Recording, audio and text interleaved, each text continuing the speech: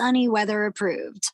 If you're into bikinis or one pieces, high waists or cutouts, they're the perfect combo of trendy, flattering, and affordable.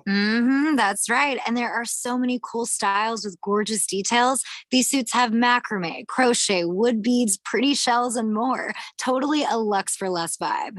Yes, so dive in and shop this Target trend without the spend. When you run a business, you need to be in control. And while you can't control everything that happens in the world of business, you can definitely take control of your utility expenses with the help of Harmon Solar. Give them a call and see how your company can save up to 80% on that monthly electric bill with zero down and no payments for 12 months. Harmon Solar is a local family-owned company that uses top-of-the-line equipment. Call Harmon Solar, 800-281-3189. That's 800-281-3189. Or go to harmonsolar.com. O'Reilly. Protect your engine against sludge and wear with a synthetic oil change. O'Reilly Auto Parts has 5 quarts of Mobil One full synthetic motor oil for $35.95. Plus, get 2 times over rewards points. Our professional parts people can recommend the supplies you need, including a filter, funnel, shop towels, drain pan, and more. Stop by O'Reilly Auto Parts or visit O'ReillyAuto.com. O'Reilly Auto Parts. What's up? It's a Target trend alert. New swim has just arrived and it's sunny weather approved.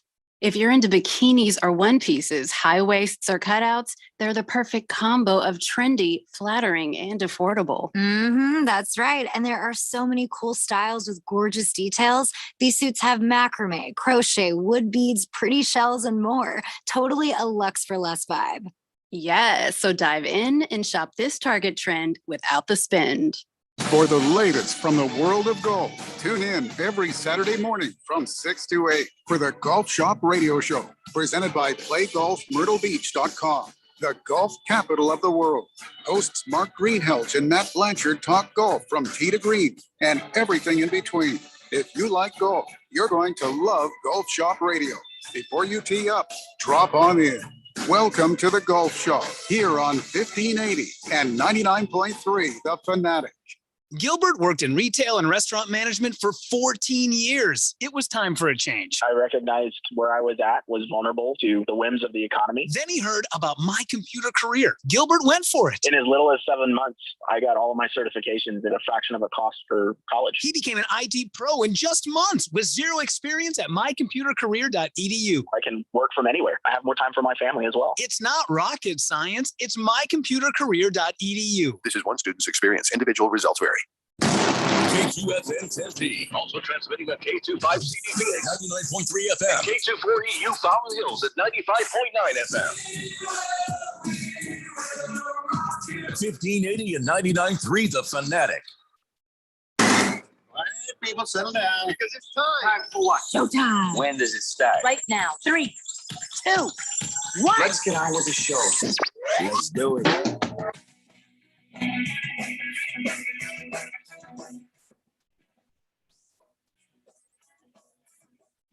All right, everybody, it's Friday here on the Daily Blender. I'm your good friend, your radio pal, Jeffrey O'Brien, alongside Randy White. He's back. We got Keon Rose in the control room, and you guys are on the Fanatic text line, 888-368-1580, as we broadcast live in the Harmon Solar Studios in Scottsdale. And Ralph might join us a little bit later on, but you know why. You know why he wants to join us a little bit later on. Not why? Because, because the Diamondbacks are failing. We have jinxed the Diamondbacks, Randy. We have jinxed the Diamondbacks. I don't think we have jinxed anybody. I think this is the way it goes. No. You know how it is. We're cautiously optimistic for the entire season.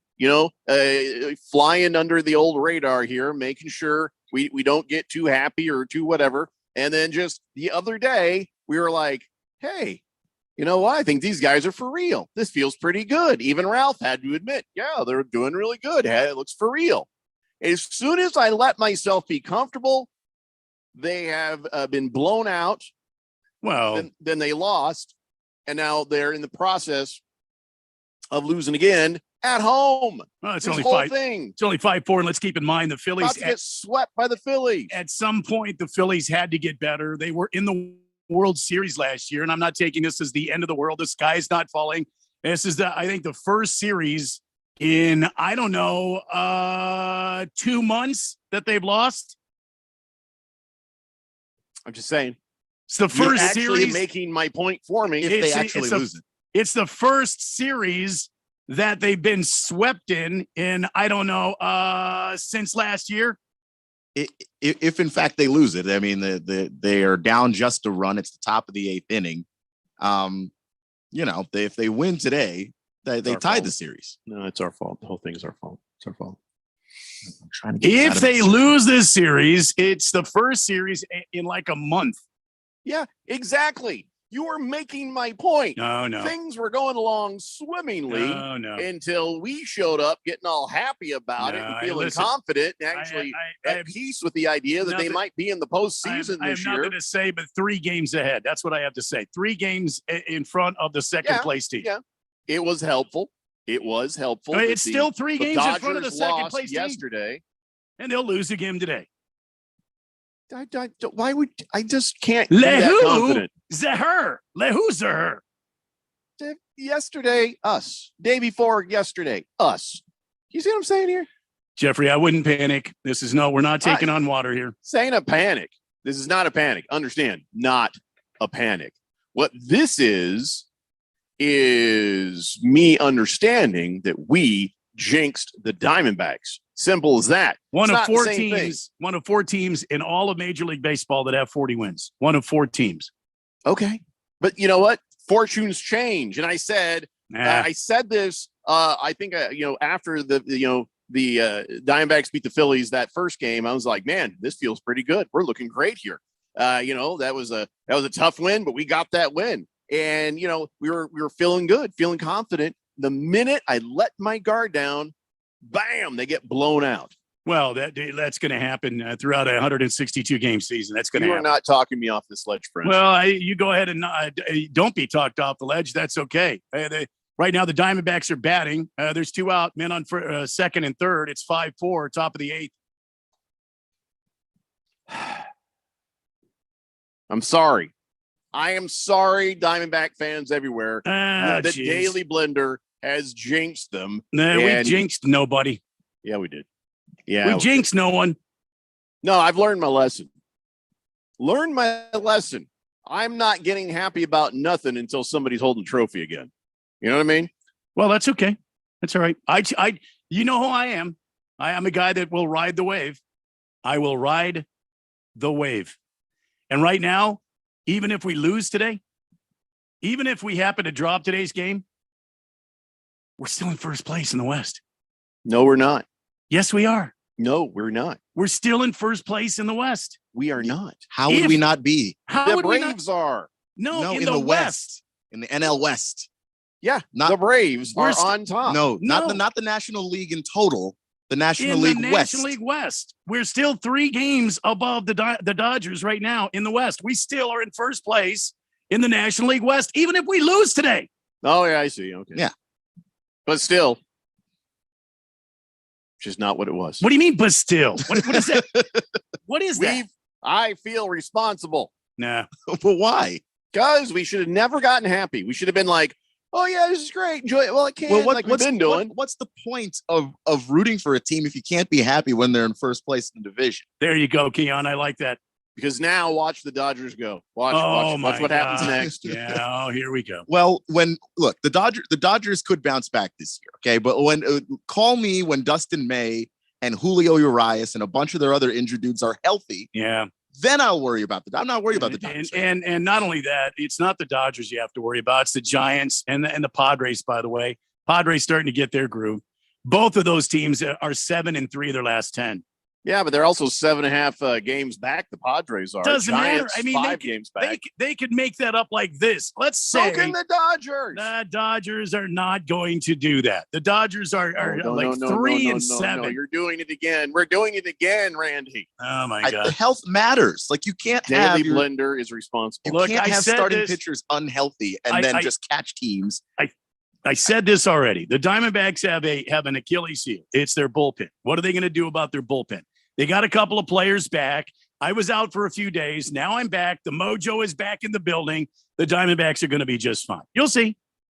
I hope you're right. I do hope you're right, but it doesn't feel good, Randy. But it look, doesn't feel good. hasn't it been fun, Jeffrey? The minute we start to get comfortable with it, bam, this is happening. But Jeffrey, hasn't it been fun? Come on, it's been fun.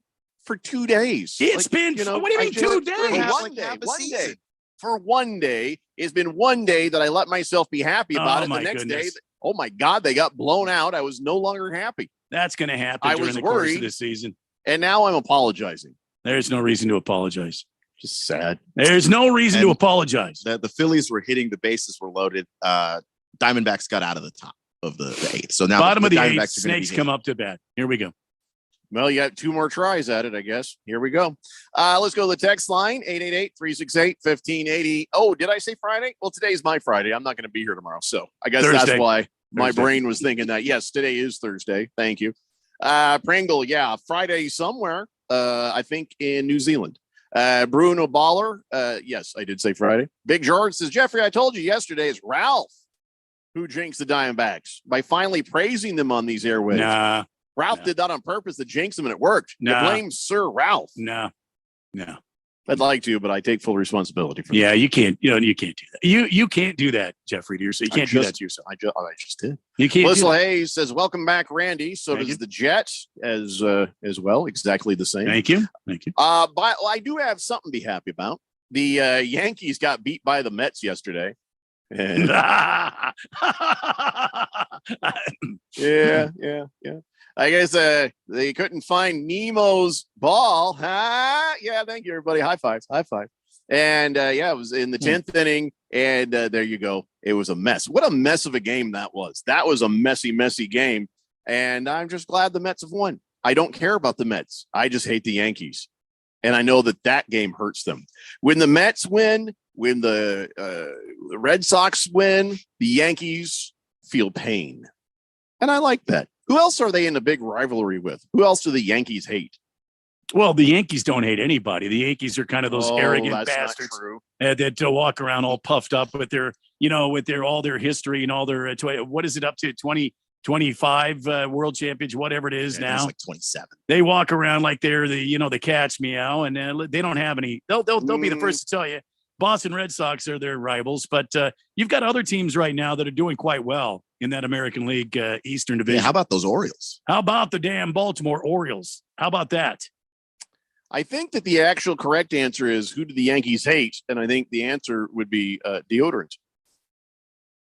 And beards, I guess. Oh, yeah. You're not allowed to have facial hair in New York. Jet says, hey, Randy, for Father's Day, I'm doing a smoked brisket, Nice. which I'm known for. Nice. I didn't know him for that. Did you know him for that? I didn't know him for that. No, but nice. He says, I'm also attempting to do my first smoked macaroni and cheese. Let me know if you have any pointers on that. No, I will say this: don't use the imitation. Always use the good cheese. Don't use the Velveeta. Yeah, spend the extra money and get the good cheese. Because what is the good cheese? Well, the good cheese, you get it at the dairy department at your store. You get your what kind? Well, cheddar. It depends on you. You get cheddar. You can get the Colby. You can get the different types. It depends on your taste, what you're going for with your mac and cheese. But don't get the Velveeta. Oh my God, don't do that. No, get the good cheese. What isn't Velveeta what they use in Kraft macaroni and cheese, or what do they use in that? I don't know. I don't know what they use in the Kraft macaroni and cheese. They use that powdered cheese. Oh yeah, that's not really. I don't know how they powder the cheese. Yeah, don't do that. I call it astronaut cheese. Big George says, Randy, the two teams with the worst bullpen ERA in all baseball is the Oakland A's, which is expected. Second worst bullpen ERA. Arizona Diamondbacks. No, Ralph's Los Angeles Dodgers. Well, the Diamondbacks actually have a better bullpen than the Dodgers. Okay, but still, George, they're not an over. Look, if I'm Mike Hazen, and I'm looking at this team, that to me, that's my Achilles heel. To me, as you get past the All-Star break and you start heading into the dog days of August, where it's important for you to win games and not just throw them away. And that's the time of season when players are dinged up and they're kind of hurt. Everybody's like, are we playing another game? And it's August and it's hot and you're traveling and it's gross and there's insects. and people are yelling at you from the stands. It's miserable, and you're on the fake turf, and it's even hotter on the fake turf than it is in the ambient temperature.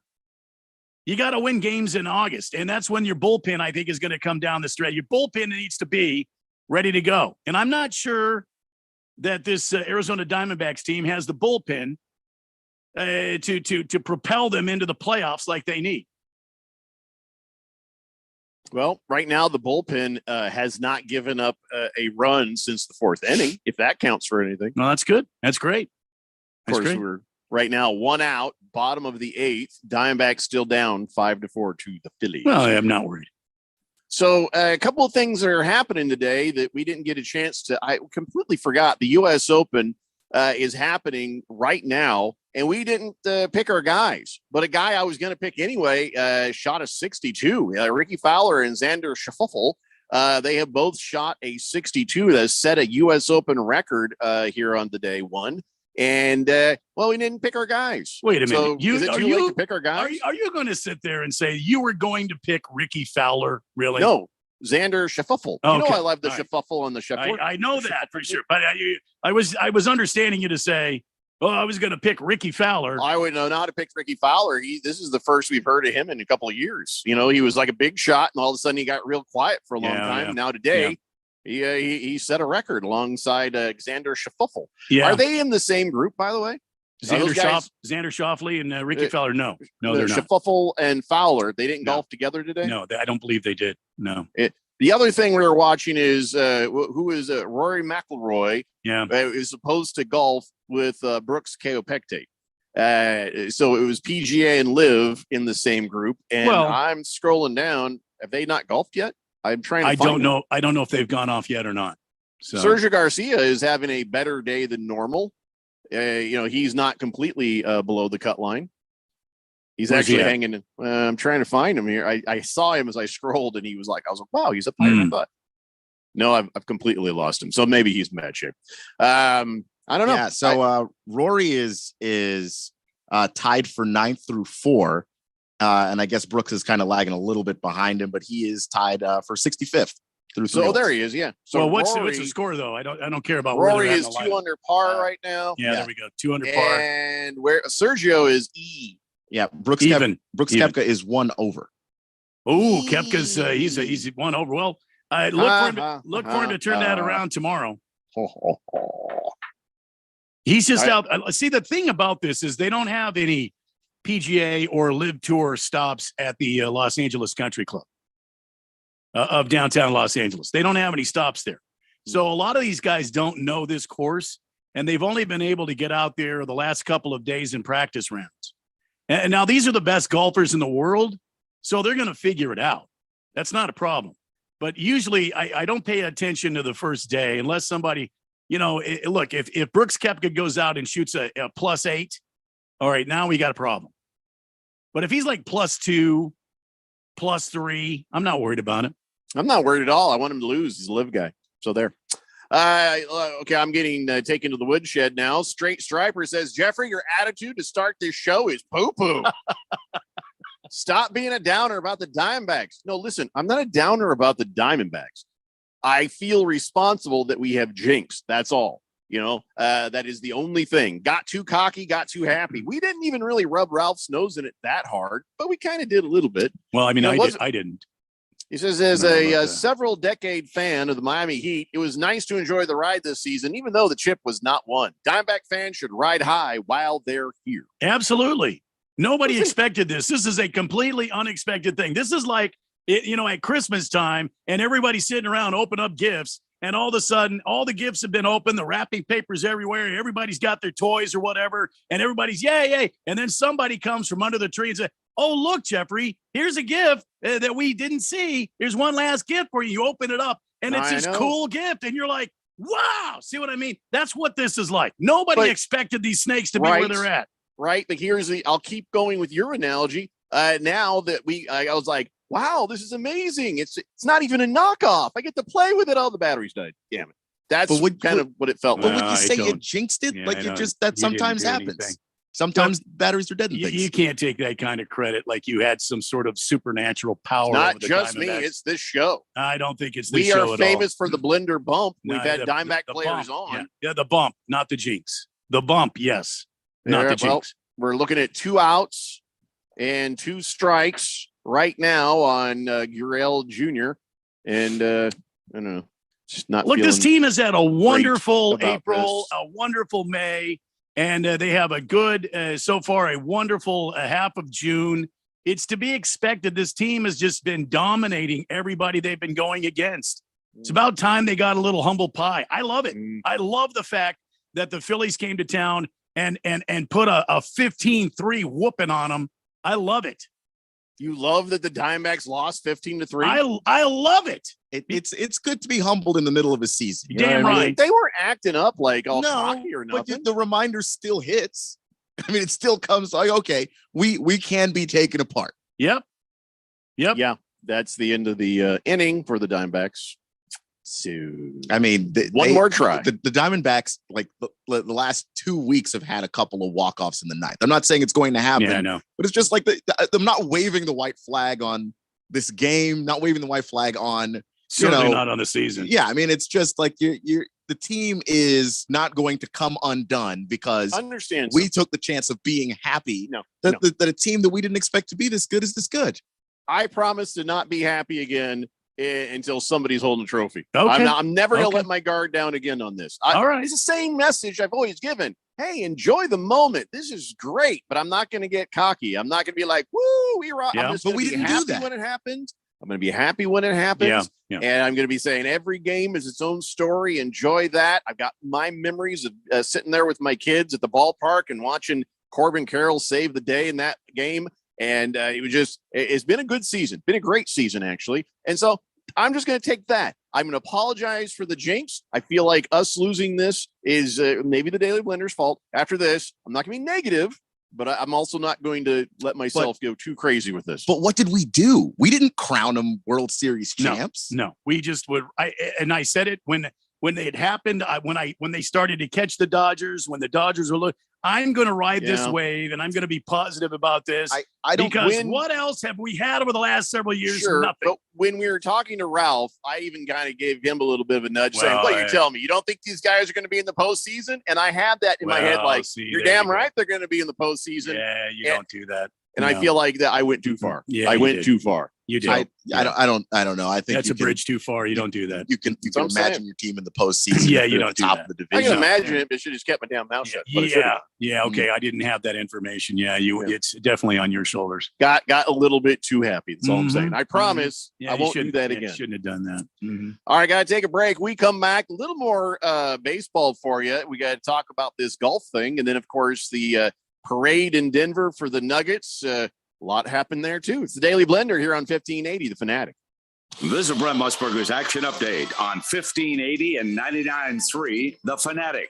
Juice Reel, the betting intelligence tool that's making better bettors. Open the App Store and get your hands on Juice Reel. Start betting smarter. Juice, R-E-E-L. Juice Reel. Now, here are the latest lines from my guys in the desert. The betting favorites for the National League and the American League MVP awards for 2023. Atlanta's Ronald Acuna Jr., the favorite to win it in the NL. He is minus 130, while the Dodgers' Freddie Freeman is at plus 500. Mookie Betts, also of the Dodgers, plus 850. Luis Ariz of the Marlins, who's flirting with 400 at plus 2,500. Over in the American League, Shohei Ohtani, the runaway favorite to win the MVP at minus 250. Aaron Judge, who's on the injured list at plus 750. Marcus Semien plus 3,000.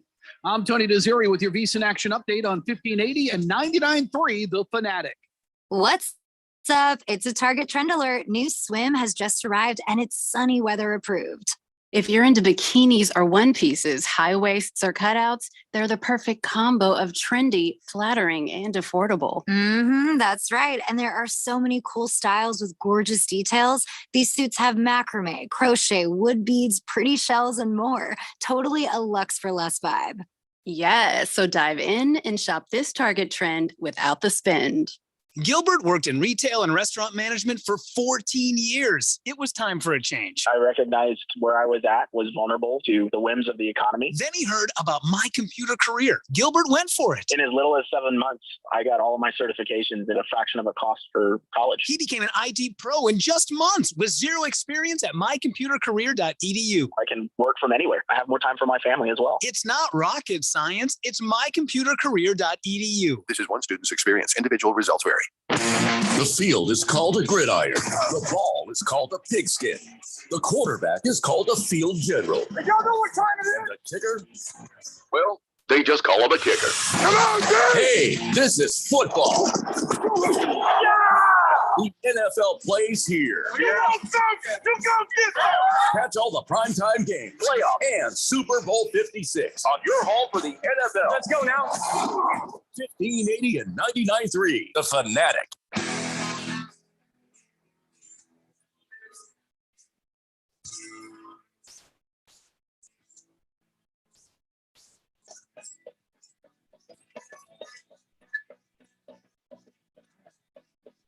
Daily Blender here on 1580, The Fanatic. And I just realized something, Randy. Okay. I made a mistake. You've made a mistake. Yeah, you know those U.S. Open updates are supposed to be airing right now? Uh-oh. I think maybe something's gone wrong here. I think I've screwed something up. Oh, brother. Well, how is it? What do you mean? You mean give us pull back the screen for the fourth dimension. Let them see behind the curtains here at the great Wizard of Oz as he works behind the screens. Well, you know how we're supposed to have the U.S. Open updates that are supposed to air. I was pretty sure I'd put in the right information, so it's not been recording correctly. So, do you want me to go ahead and do something while you punch some buttons and type in some code? No. Okay. I've got it. I'm getting it under control right now. Because fine. I could talk to Keon about NBA stuff. Hey, listen, I'm not going to make you talk to Keon. I know how painful that can be. I don't know why there's any reason that you would have to talk to He's being a stick. Don't listen. Why would I do that to you? Yeah. Hey, I did want to mention.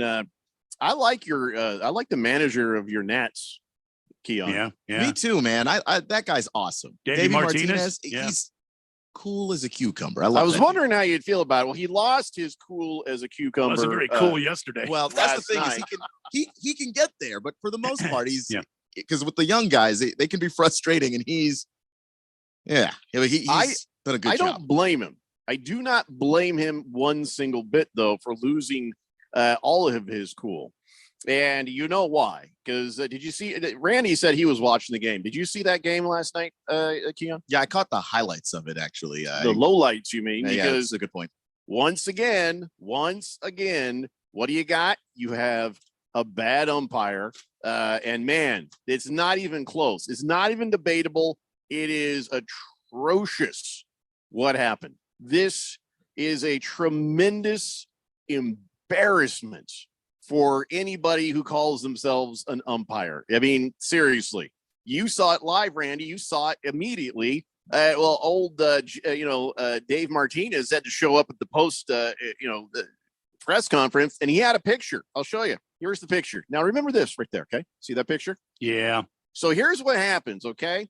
So I guess catcher Keibert Ruiz was trying to throw and ended up hitting the runner, Jake Myers. And so they said, well, that's a throw-in error. And so that gave the Astros the win 5-4 in the game. And so what it was is Martinez like, hey, this guy was not where he was supposed to be. And so there was an argument at the plate. And he's like, no, he was not on the line. And the umpire says, no, he was definitely running on the line. Okay. Was it the line or the base path? Let me tell you, here's the rule states. When running the last half of the way to first base, while the ball is being fielded in the vicinity of first, a base runner must stay within the 3-foot runner's lane. Yep, 36 inches. The right of the foul line, unless they're avoiding a player fielding a batted ball. Where is this player in the picture that Dave Martinez? If Hold you- up, he's on the left. He's on the inside. Yeah. We call He's it on the inside. inside left, Mhm. not on the right. You see that they even have like a little lane there. It looks like Yeah, a bike lane. You That know, when you're white, that driving. white, that white chalk there is that's your running lane. Yeah. Very obvious that this guy, Jake Myers, was not where he was supposed to be. Oh, it's definitely runner's interference. Yeah. So Martinez says, look, it's right here in the picture. He says, take a look at it. Is that on the line? I don't think so. He says, I'm over this play. Seriously, they need to fix the rule. If this is what the umpire sees, that he's running down the line, well, I'm tired of it. He says, fix it. We lost the game, and he had nothing to say about it because he can't make the right call. Brutal. Now, of course, I hope he doesn't get fined. I hope he doesn't get fined because he has every right to be angry and upset. He has every right to criticize the call. He has a picture which shows not only is he not within the three, he's on the other side of the line. He's running on grass, man. He's running on grass. He's barely in the base path, period, much less. He's almost 3 feet to the left of it when you're supposed to be on the right of it. So this was atrocious. And Jeremy Riggs, I guess, didn't want to hear it. And he tossed Martinez out when he was arguing about it at the plate. So, all right, will they fine him? And the hell are they going to do about this? Well, yes, they are going to fine him because he questioned a call and he got ejected from a game. But he also has photographic evidence. He's 1,000,000% right. He has photographic evidence, but that means Jack when it comes to getting tossed from a game. He got tossed from a game. The way he should have gone about that's completely different. I'll explain in just a second. The other thing that I want to say is, yes, this is a horse crap call. These runners should not be running on the inside. But let me tell you a quick little story here. Back when I was playing ball in high school, some 45 years ago, one of the first things they told me when I was playing freshman ball, and they were teaching us the way to play baseball, was if there is a play in the infield or you lay down a bunt, you run on the inside of the line. The inside, throw. Exactly. You get in the way. But and that is way on the inside line. I agree with you. I'm not disagreeing with you, but you run on the inside of the line. Now, that's 45 years ago. I was taught that rule. And let me tell you something about Davey Martinez. He's also taught his runners to do the very same thing. Now, that's fine. Here's the issue. It cost him, quote unquote, a game. You can't say it cost him a game because it wasn't a run scoring play. Okay. It was not a winning play. It was a base runner getting on base safely or not. Okay. So for him to make such a big fuss about this, if you want to make a big fuss about this, well, first of all, the MLB, the MLB makes these adjustments in the offseason. The MLB needs to bring this up. Davey Martinez and his general manager needed to go to the MLB and they need to say, look, something needs to be done about this. My runner was out. My runner was called out for, this, that, and the other, and they made a throwing error and this, that, and the other. And this is a dangerous play and people are going to get hurt. So then the rules committee can look at this and help the umpires more stringently call it. But this is something that has been called since there were lights at fields and they were playing baseball from the daytime. This has always been a part of the game. So I don't know. Davey Martinez, I understand you're upset. You potentially lost a game because of this call, but it is what it is. I mean, your team does the same thing, and that's what I would tell him. It's not about that they do the same thing. It's about that the umpire, Jeremy Riggs, got it horrendously wrong. Sure, they might teach these guys to do this very thing, but the umpire is taught if there's that interference, guess what? It wasn't egregious. And if you read the rule, that's not egregious. It wasn't egregious. If you read the rule, not egregious. If you read the rule, here's the loophole, Looks Jeffrey. Like he's getting ready to pitch it so bad. Here's the loophole, Jeffrey. In the umpire's opinion. He wasn't even paying attention. See, if they would start taking some of that business out of baseball rules, this would be a lot cleaner game. Mm-hmm. Yeah. But in the umpire's opinion, oh, brother, there's the loophole right there. And they will every time they will say, sorry, can't do anything about it. The umpire made a rule. It was his opinion. He made the call, and the call stands. Yeah. Dave Martinez is 100,000,000% right. Jeremy Riggs should be embarrassed and ashamed of himself. But here we go again. Another umpire who just can't admit anything. And he probably wasn't really even paying attention. You know, Certainly wasn't on the line because I looked where the umpire was. He was one at first base. The umpire at first base was in position to make the call at first base. The home plate umpire actually makes the call. He's nowhere near home plate. Yeah, so right there. Just got to tell you, just sickening. All right, I understand what you're saying. Did Dave Martinez go about the right channels to do this? No. But I don't blame him, and I don't think that Major League Baseball should fine him. Oh, they're going to fine him. They're going to fine him. Go ahead, Keon. They are going to Somebody fine should him, pay that for him. and I think that Davey Martinez knows he's going to be fined. And I think he also knows that this is not going to change the rules right this instant. Is your team cool enough to pay the fine for him? Well, let's start a GoFundMe. The Lerner family is so stingy. Who even knows? Yeah. But I mean, they have the money to do it. Will they actually do it? No, I don't think so. But I do think that Davey Martinez definitely did this because you can't go into the locker room after a game like that with your guys frustrated and say nothing.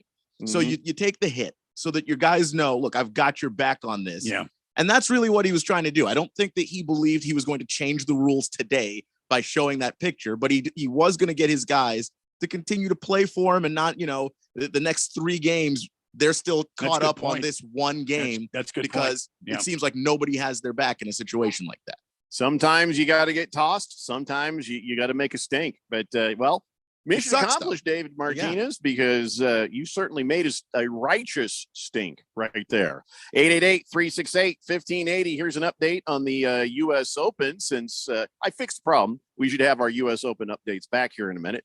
But here's an update for you from my mouth. And Rory McIlroy, I only care about Rory McIlroy beating Brooks Koepka right now. And Rory McIlroy is now he's 3 under par, tied for 3rd place with some other guys. So he has moved up. And I don't even see Koepka's name for a while. So where is he? Does anybody can't find? Yeah, he's down in the 60s. Did he quit? He's over par. No, I don't think he quit. I mean, because I think he should just quit. He's only a few over, so he should go home. I mean, I think he should pack his stuff and move to Alaska. I understand why we would believe that. I mean, he's a live guy, but here's the thing: he's only 1 over. There's no reason for him to quit. No, he should probably just give up. I feel like, man, that's pretty embarrassing for Brooks Koepka when Sergio Garcia is doing better than he is. So I'm really enjoying this. Oh, no, he's 2 over now. My bad. Oh, boo-hoo. He's fallen. Hang in there, Irishman. One thing I could tell you, Brooks Koepka he gives a rip about what anybody else is doing. He cares nothing about one. He's probably the only. He's probably the only live guy out there that admitted the fact that he took the money because it was available to him. The rest of these lackeys out there all made up these stories about the PGA is brutal and this that. Yeah, Brooks Koepka, he's a 5-time major champion. He gives a rip about what these guys think about him. Yeah, I don't care what he thinks about what anybody thinks. I just want him to lose today. That's all. And I know he doesn't care about that. Yeah, that's fine. Don't care. Just want him to lose. Like I like the Yankees to lose. I like the live guys to lose. 888-368-1580. All right, let's get back to the text line here. Bruno Baller says, since you won't be here tomorrow, Jeffrey, let me wish you a happy Father's Day on Sunday. Thanks. That's what I'm doing. I'm actually going out to see my son play in a 7-on-7 scrimmage. Actually, maybe a couple of them, part of the OTAs that he's involved with. And also, Father's Day stuff. So he says, although there's no rain in the forecast right now, today is the official start of monsoon season. Oh, yeah. Yeah. Oh, is it? I feel like that's early, but all right. Any predictions for the monsoon season this year, Randy? We will have some. There you go. And Bruno Baller also says, looks like the Diamondbacks play the Cleveland over the weekend there. They should be able to take 2 or 3 of those. Easy. Yeah, the Guardians Bruno, are good. What have we good not team. learned? Yeah. What have we not learned here? Easy. The Jet says, hey, enjoy the ride. We are Arizona fans. We're not allowed to have anything nice. Okay. Our sports teams get our hopes up. Then the owners are all screwed up. But yeah, let's enjoy the rain, Ron. What? Enjoy the rain, Ron? That might be a typo. Unless he just is encouraging the owner of the radio station to enjoy some precipitation. By the way, Old Radio Run. You know where he is right now? No. The U.S. Open. Is he really? It's good to be king. Good for him. Yeah, that's true. That is Mr. true. Pringle says, Jeffrey, without looking, can you name 5 Diamondback players? Of course I can. Corbin Carroll, Merrill Kelly, Christian Walker, and hold on, you really put me on the spot there. I get this. Don't worry. Kettle Metal. I love the Kettle Metal. And that other guy. I don't know. You really got me on the spot here. I went to a game, Pringle. I went to a game. I did pretty good. I'm bad with names as it is. Yeah. The milkman. Who's the milkman? Understand, Pringle, when I went to the Diamondbacks game with my kids, I got their names wrong quite a bit of the time, too. You know, just saying. You have to name the batting lineup to be able to support the team. I'm not understanding what the purpose of this exercise is, but all right. Yeah, and guess what? It's over. Diamondbacks have lost to the Phillies 5-4. You know, I love it. I love it. They're getting beat on this. Yeah, series. I love it. I love they lost the series. I loved during this series they got thumped really good. I think this will be a wake up call for this team. It's got I feel like that's going to be the way it is, where Randy's gonna be like, "No, I love it. You got that DUI. No, I love it that you got robbed. No, I think it's amazing you fell down some stairs." That's how I feel. Like, you know. Well, no, I think Randy's thing is more like, hey, if someone got way too drunk and then just fell over, you like that so that they don't get the DUI later. Like you lose a series. So Randy thinks the Diamondbacks might get a DUI. Well, no, but you lose a series in June. It's probably true. And you get thumped in June. Yeah. So not to be way too cocky, way too arrogant, when you start getting into the fall.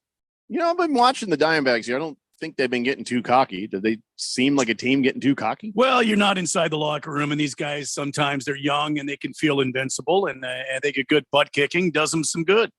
This will be a wake-up call for them. They have to buckle down. And I'll tell you something else. They got the Guardians coming in, and they're a pretty damn good team. Mm-hmm. Hey, you let them come in here and beat you a few times.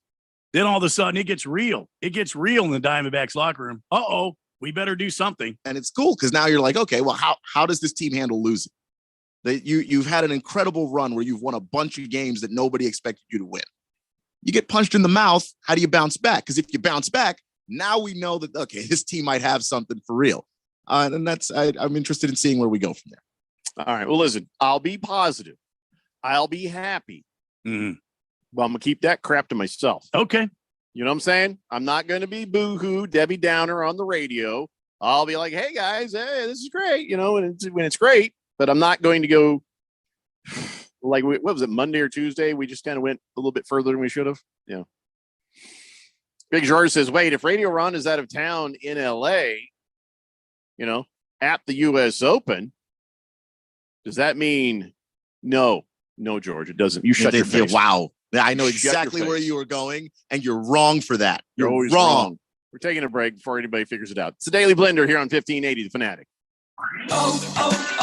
O'Reilly. Protect your engine against sludge and wear with the synthetic oil change. O'Reilly Auto Parts has 5 quarts of Mobil 1 full synthetic motor oil for $35.95. Plus, get 2 times over rewards points. Our professional parts people can recommend the supplies you need, including a filter, funnel, shop towels, drain pan, and more. Stop by O'Reilly Auto Parts or visit O'ReillyAuto.com. O'Reilly Auto Parts.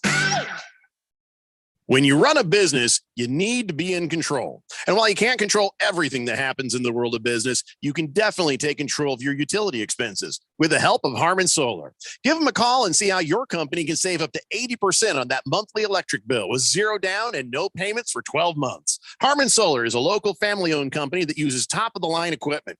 Call Harmon Solar, 800-281-3189. That's 800-281-3189. Or go to harmonsolar.com. Professional announcer here, and I'd like to get real with you for a moment. All across the country, and even in our own town, there are people who have to go without, perhaps even you, having to go without hearing all of our shows. It's tragic, but there is help. Just listen to our podcast wherever you get your podcasts, or at 1580thefanatic.com.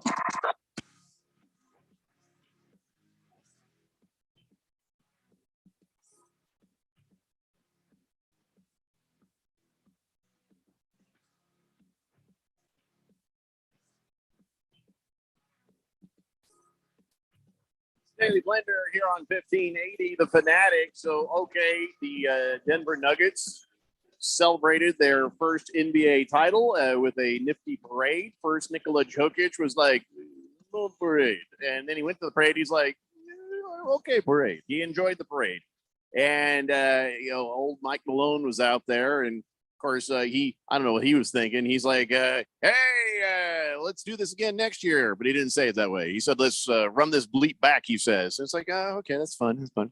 And then, they were on this fire truck, and they ran over a cop. Ooh, the mood changed. Oh, yeah. Oh, yeah. Towards the end of there, I don't know if they ran him over completely or if they just hit him, but he had to go to the hospital. He was seriously injured, and they're still investigating that. So they pulled the players down off the fire truck. So not good. Anyway, but outside of that, parade was good. Parade was happy. Parade was fine. And now Jokic is on his way to Sombor, Serbia, to do some horse racing.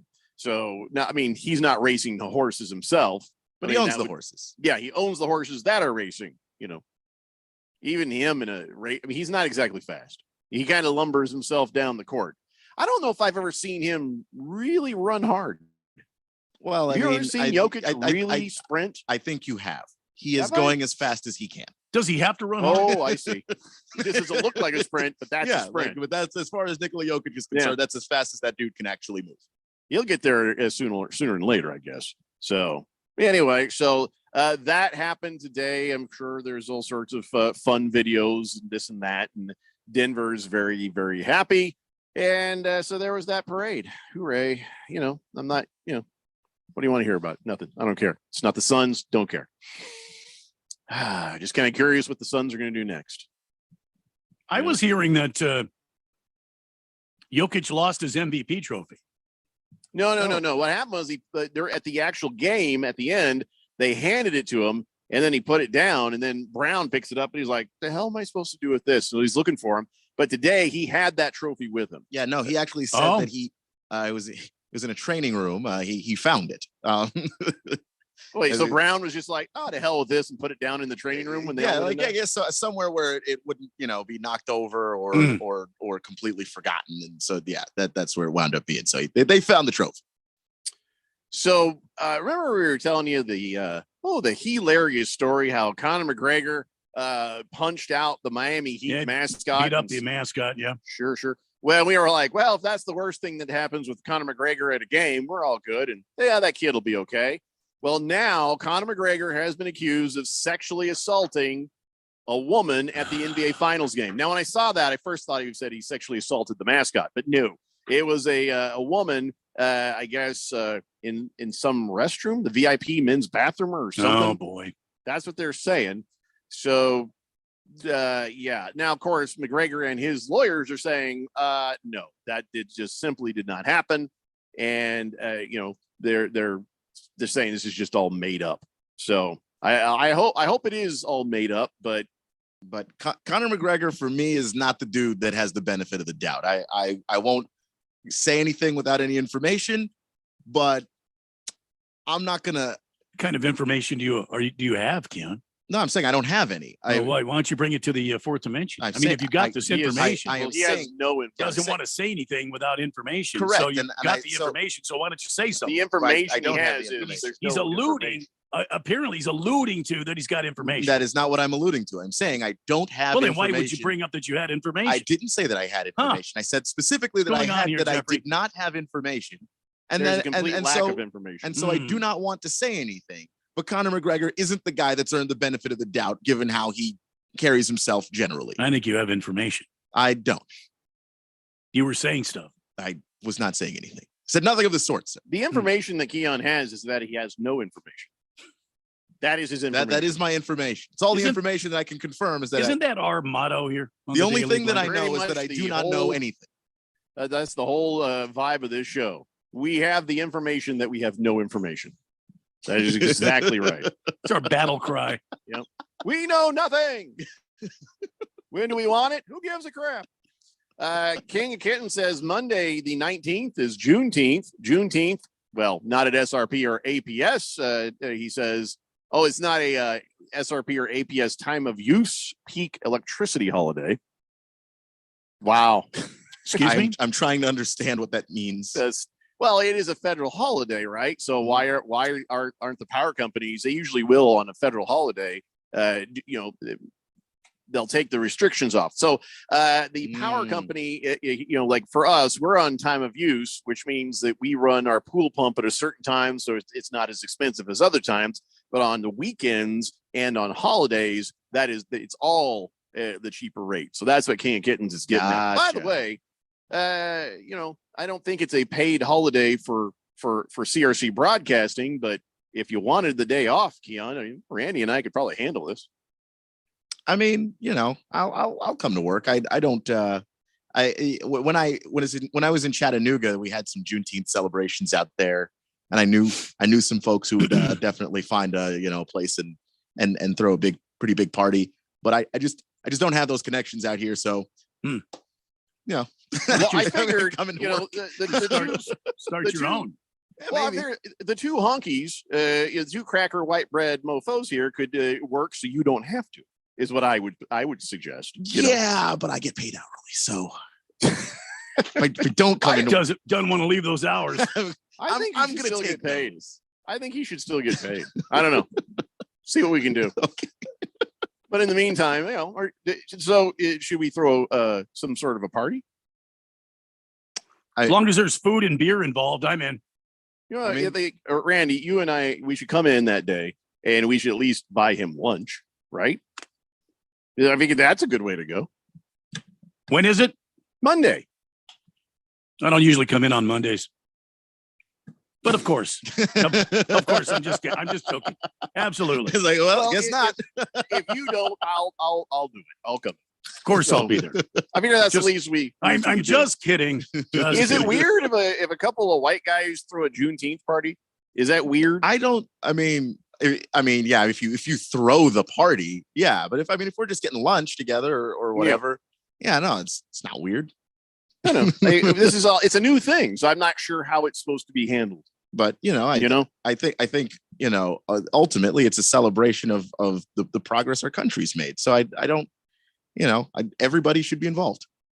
We had that for the Irish, but then we're like, how do we turn this into a drinking holiday? Oh, don't look. Juneteenth is very, very new. Like in 30 years, someone turned into a drinking holiday. Someone is going to figure out how to turn it into a drinking holiday. I'm sure. Well, in the meantime, that's pizza. America. It'd be weird if we didn't somehow. Yeah. So we told you about Conor McGregor.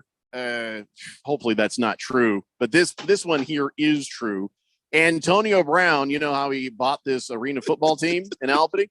Well, first they were like he got thrown off the field. He started some fights. Then it turns out he wasn't paying the players. The coach quit because he wasn't getting paid, and he was like, "I'm going to play myself for this team." And well, now it turns out they have been kicked out of the entire league.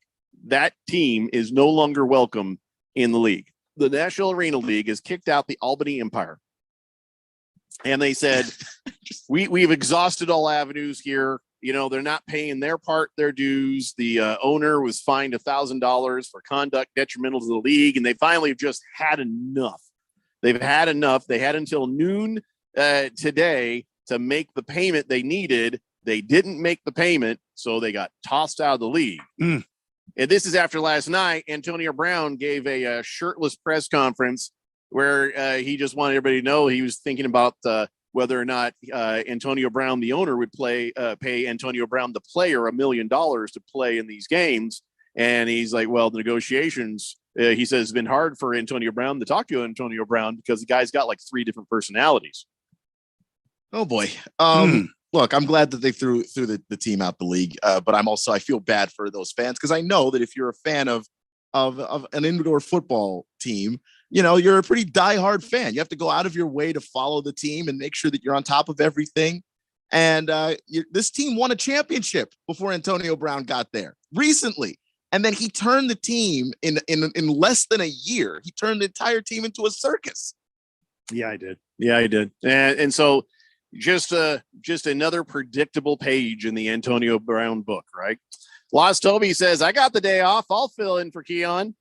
Well, you don't know how to run the equipment, Toby, but thanks. Appreciate that.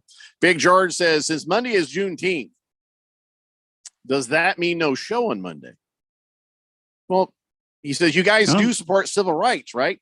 Well, I feel like we support it enough to where if we could give Keon the day off, we could. You know what I mean? So he didn't have to work. He could just enjoy his observance of the day. So I don't know. It's kind of like, I don't know. Like, I think we work on Martin Luther King Day. My whole thing is, we should work so other people don't have to. That's all I'm saying.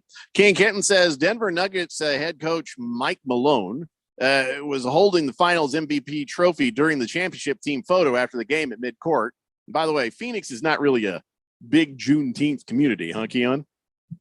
I don't know that. It's a new holiday. It's only a couple of years old. I mean, we could be. Well, and also like before it was a federal holiday. I mean, black people have been celebrating Juneteenth for a while. It just became a federal holiday. We just heard about it recently. Yeah.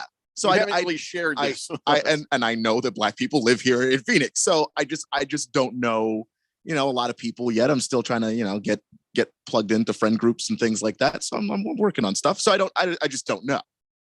Average Joe says time and a half for holidays, right, Keon? I don't know. I don't know either. I bet if you ask Radio Ron, you could get him in that corner. This would be the holiday. You need to call him right now because right now, if he's on sauced. He's on the 17th. He's had a lot of Johnny Walker Black right now. The Tom says Keon is an international man of mystery. I wonder what secrets he has. Well, since they're secrets, he's not going to tell us. That's how secrets generally work. What secrets? I have no idea. We have tried to get to the center of the onion by peeling away the layers, but he's not giving up the secrets easy.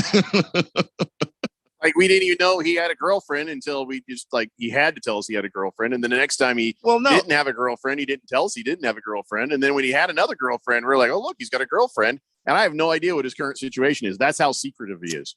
Nope. I'm still dating the same girlfriend. See? The very same one. I didn't even know that. I don't know. I know it. I don't know. Am I supposed to give updates? I have no idea. You're an international man of mystery.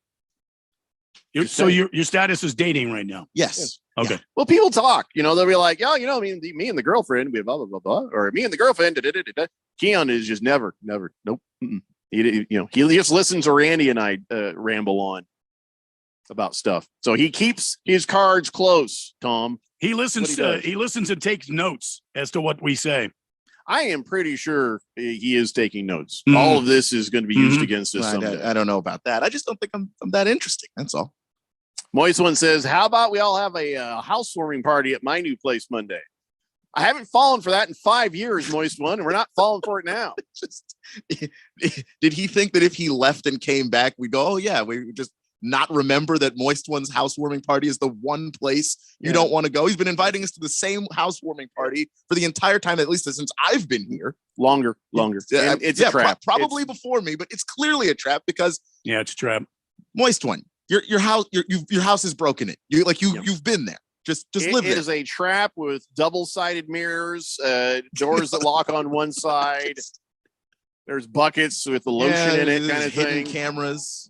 Yeah, nothing good. Not that music. When I say, I mean it's rapey. That's what that is. It is not smooth. No. King Kitten says, I support Radio Ron paying Keon for extra special Monday super duper paid holiday Monday extra day off. Well, yeah, we all support that. We'll just see.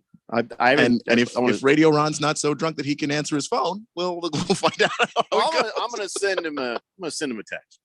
Big George says, I'm glad to hear things are going well for Keon and Diamond Dave's daughter. Wait, what? You're dating Diamond Dave's daughter? I am not. He's not. Big George. Yeah, how did that happen? Made that up. When did that happen? I never even heard of this. No, that's something Big George proposed at one point. They must have met when she came down to do some recording at the station. Big George said she sounds attractive and basically asked if I wanted to date her. I was like, without seeing her or knowing any damn thing about her. Keon, no, he's not for sale. He's not looking for love in all the wrong places. Quit trying to pimp him out to every girl you think sounds attractive. It's fine. When I am single, I do know how to talk to women. It's okay. I don't need help. Yeah, he's done fine on his own. He doesn't need your help, George. Stop pushing. Stop trying to get him in trouble. Nice. All right, we got to take a break. When we come back, good God, I hope we talk about some football. It's the Daily Blender here on 1580, The Fanatic. Seems like everything is going electric these days. Electric cars, electric trucks. But what you save on gas, you pay for with that electric bill. With all these things being plugged into your house, wouldn't it be nice to save up to 85% on your monthly electric bill? Well, you can do that with zero down and no payments for 12 months. Call Harmon Solar. Harmon Solar is a family-owned, woman-owned local company that uses top-of-the-line equipment. Call Harmon Solar, 800-281-3189. That's 800-281-3189. Or go to harmonsolar.com. Gilbert worked in retail and restaurant management for 14 years. It was time for a change. I recognized where I was at was vulnerable to the whims of the economy. Then he heard about My Computer Career. Gilbert went for it. In as little as 7 months, I got all of my certifications at a fraction of a cost for college. He became an IT pro in just months with zero experience at mycomputercareer.edu. I can work from anywhere. I have more time for my family as well. It's not rocket science. It's mycomputercareer.edu. This is one student's experience. Individual results vary. Join Macy's and the Trevor Project to give a lifeline of support to LGBTQ young people now during Pride Month. Donate online today or round up your Macy's store purchase and donate the extra change up to 99 cents to the Trevor Project. You'll be supporting life-saving suicide prevention services for LGBTQ young people. Donate today and learn more about our commitment to brighter futures for all at macys.com/purpose. Staples has everything you need to help run your small business. Shipping supplies and services to help move orders out the door. Print and marketing services so you can print signs, banners, and presentations fast. And now during Staples Small Business Deal Days, you save 50% when you buy any combination of 5 or more boxes, mailers, and shipping tubes. Plus, find new deals for small business in-store every week. Keep your business running right and safe at Staples. Offer valid in-store, online order pickup, and Instacart. Exclusions apply. Not valid in Concord, New Hampshire location. Prices may vary. N71. Eating, working, living pain-free. These are a few of the things many of us take for granted. Yet for many United States military veterans, finding and affording oral health care is a challenge. Dental Lifeline Network is looking for dentists who can change this. Will you volunteer to help people like Richard, a U.S. naval veteran who suffered severe PTSD after his service? He was left homeless for a period of time, and his oral and overall health are suffering. Because of congressional limitations, the VA can't provide the dental help he needs. Through our Will You See One Vet program, we focus on helping U.S. military veterans like Richard. Now we are seeking more general dentists and specialists to donate treatment to at least one veteran with special needs. When you volunteer with DLN's program to see one vet, we handle the details so you can focus on the care. If you are a dentist or know a dentist, please share this message and help us make a difference in the life of a veteran in need. Visit willyouseeonevet.org to learn more. That's willyouseeonevet.org. Live from the Harmon Solar Studios in Scottsdale. This is KQFN Tempe. Also transmitting on K25CD Phoenix at 99.3 FM. And K240U Fountain Hills at 95.9 FM. Quiet, people, settle down. Because it's time. Time for what? Showtime. When does it start? Right now. 3, 2, 1. Let's get on with the show. Let's do it.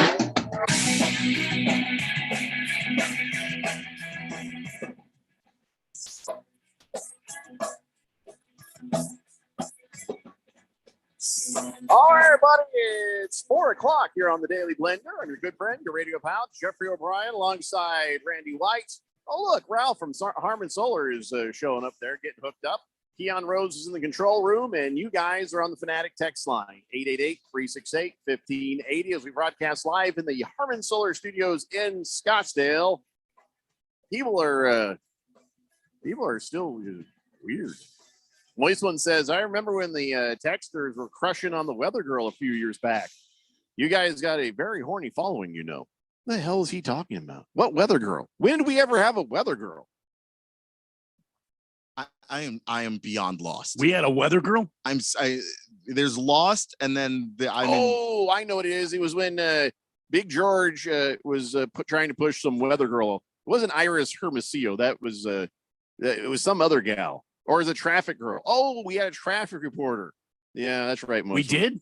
Yeah. Back when we did traffic a million years ago. Then we realized nobody cared about it. And so, we also liked the effect that not having a traffic report had. if we don't give you a traffic report, you go the same way home. You get stuck in traffic. You listen to us longer, and our ratings go up. So you're on your own for traffic. It's very selfish, but it works. King Kitten says, come on, Keon, go to the Skins Steakhouse Bar. Feeney's slap down the press, pass Fanatic credit card, and buy her a $15 cocktail and a $40 steak dinner. What are you talking about, King Kitten? A what? Well, there is a Washington Commandos bar, which we talked about a long time ago. Feeney's, I think. Okay. So I said I'd check it out. Apparently, I'm being asked to take my girlfriend. Did you go? There. I haven't been yet. I'm going to go. Football season. Oh, come on! Don't do They that play to this my a lot ears. there? I sure hope not. There's a good version of that song. It's just There is? I mean, I doubt it. Because this is like Yeah. high fidelity right here. This is the best that- version that- there is. I mean, well, it's. I mean, they didn't. Good God. They didn't play the best version of that song. No. Are you sure? Clearly, listen to it. Okay. Oh my God. Like, I love that song. And it's just someone decided to just take that song, put it in a burlap sack and punch it. I don't enjoy I mean, this. did you hear the brass sections like they sat on tax there?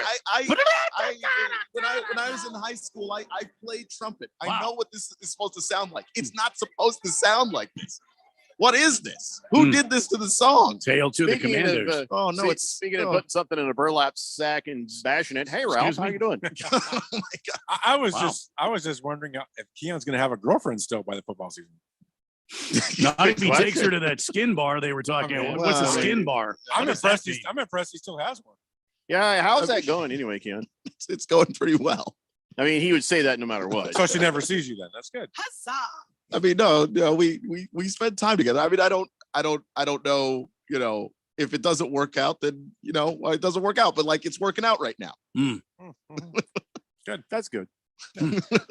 Big George says that whole traffic report thing sure did go south when that one guy was given the traffic report and his voice was cracking and he was super nervous. Then you guys made fun of him and he quit traffic reporting. Never heard from him again. That is a true story. Oh, Never no. heard from him again. Oh no! I have that audio somewhere. Oh, you should pull that up and play it for Ralph. Were you around for that? Did you remember that? No, I mean I thought you guys were talking about Phil being your weather girl. I don't know anybody else. Oh, Phil being our weather girl. I don't want to think about him right What now. the? I mean he wore speedos, right? Yeah, not to the office. What in the? Mars Bars 805 says happy Thirsty Thursday, guys. I'll take an 805 and I get some traffic report. Well, he wants it. We don't do traffic. That's what I just said. Mars Yeah. Bars. Mm. He says go A's and go Diamondbacks. Well, go Diamondbacks for sure. Go A's. Well, they're going someplace Well, else. they're going. Yeah, Yeah. going to Las Vegas. Looks like. Yeah. So, Ralph, you were complicit, and I think you did it on purpose. Complicit. Okay. When we were like actually starting to feel kind of Oh, positive no. about the Diamondbacks, Is he going to do this again, Keon? and then all of a sudden they've just Yeah. lost 3 in a row.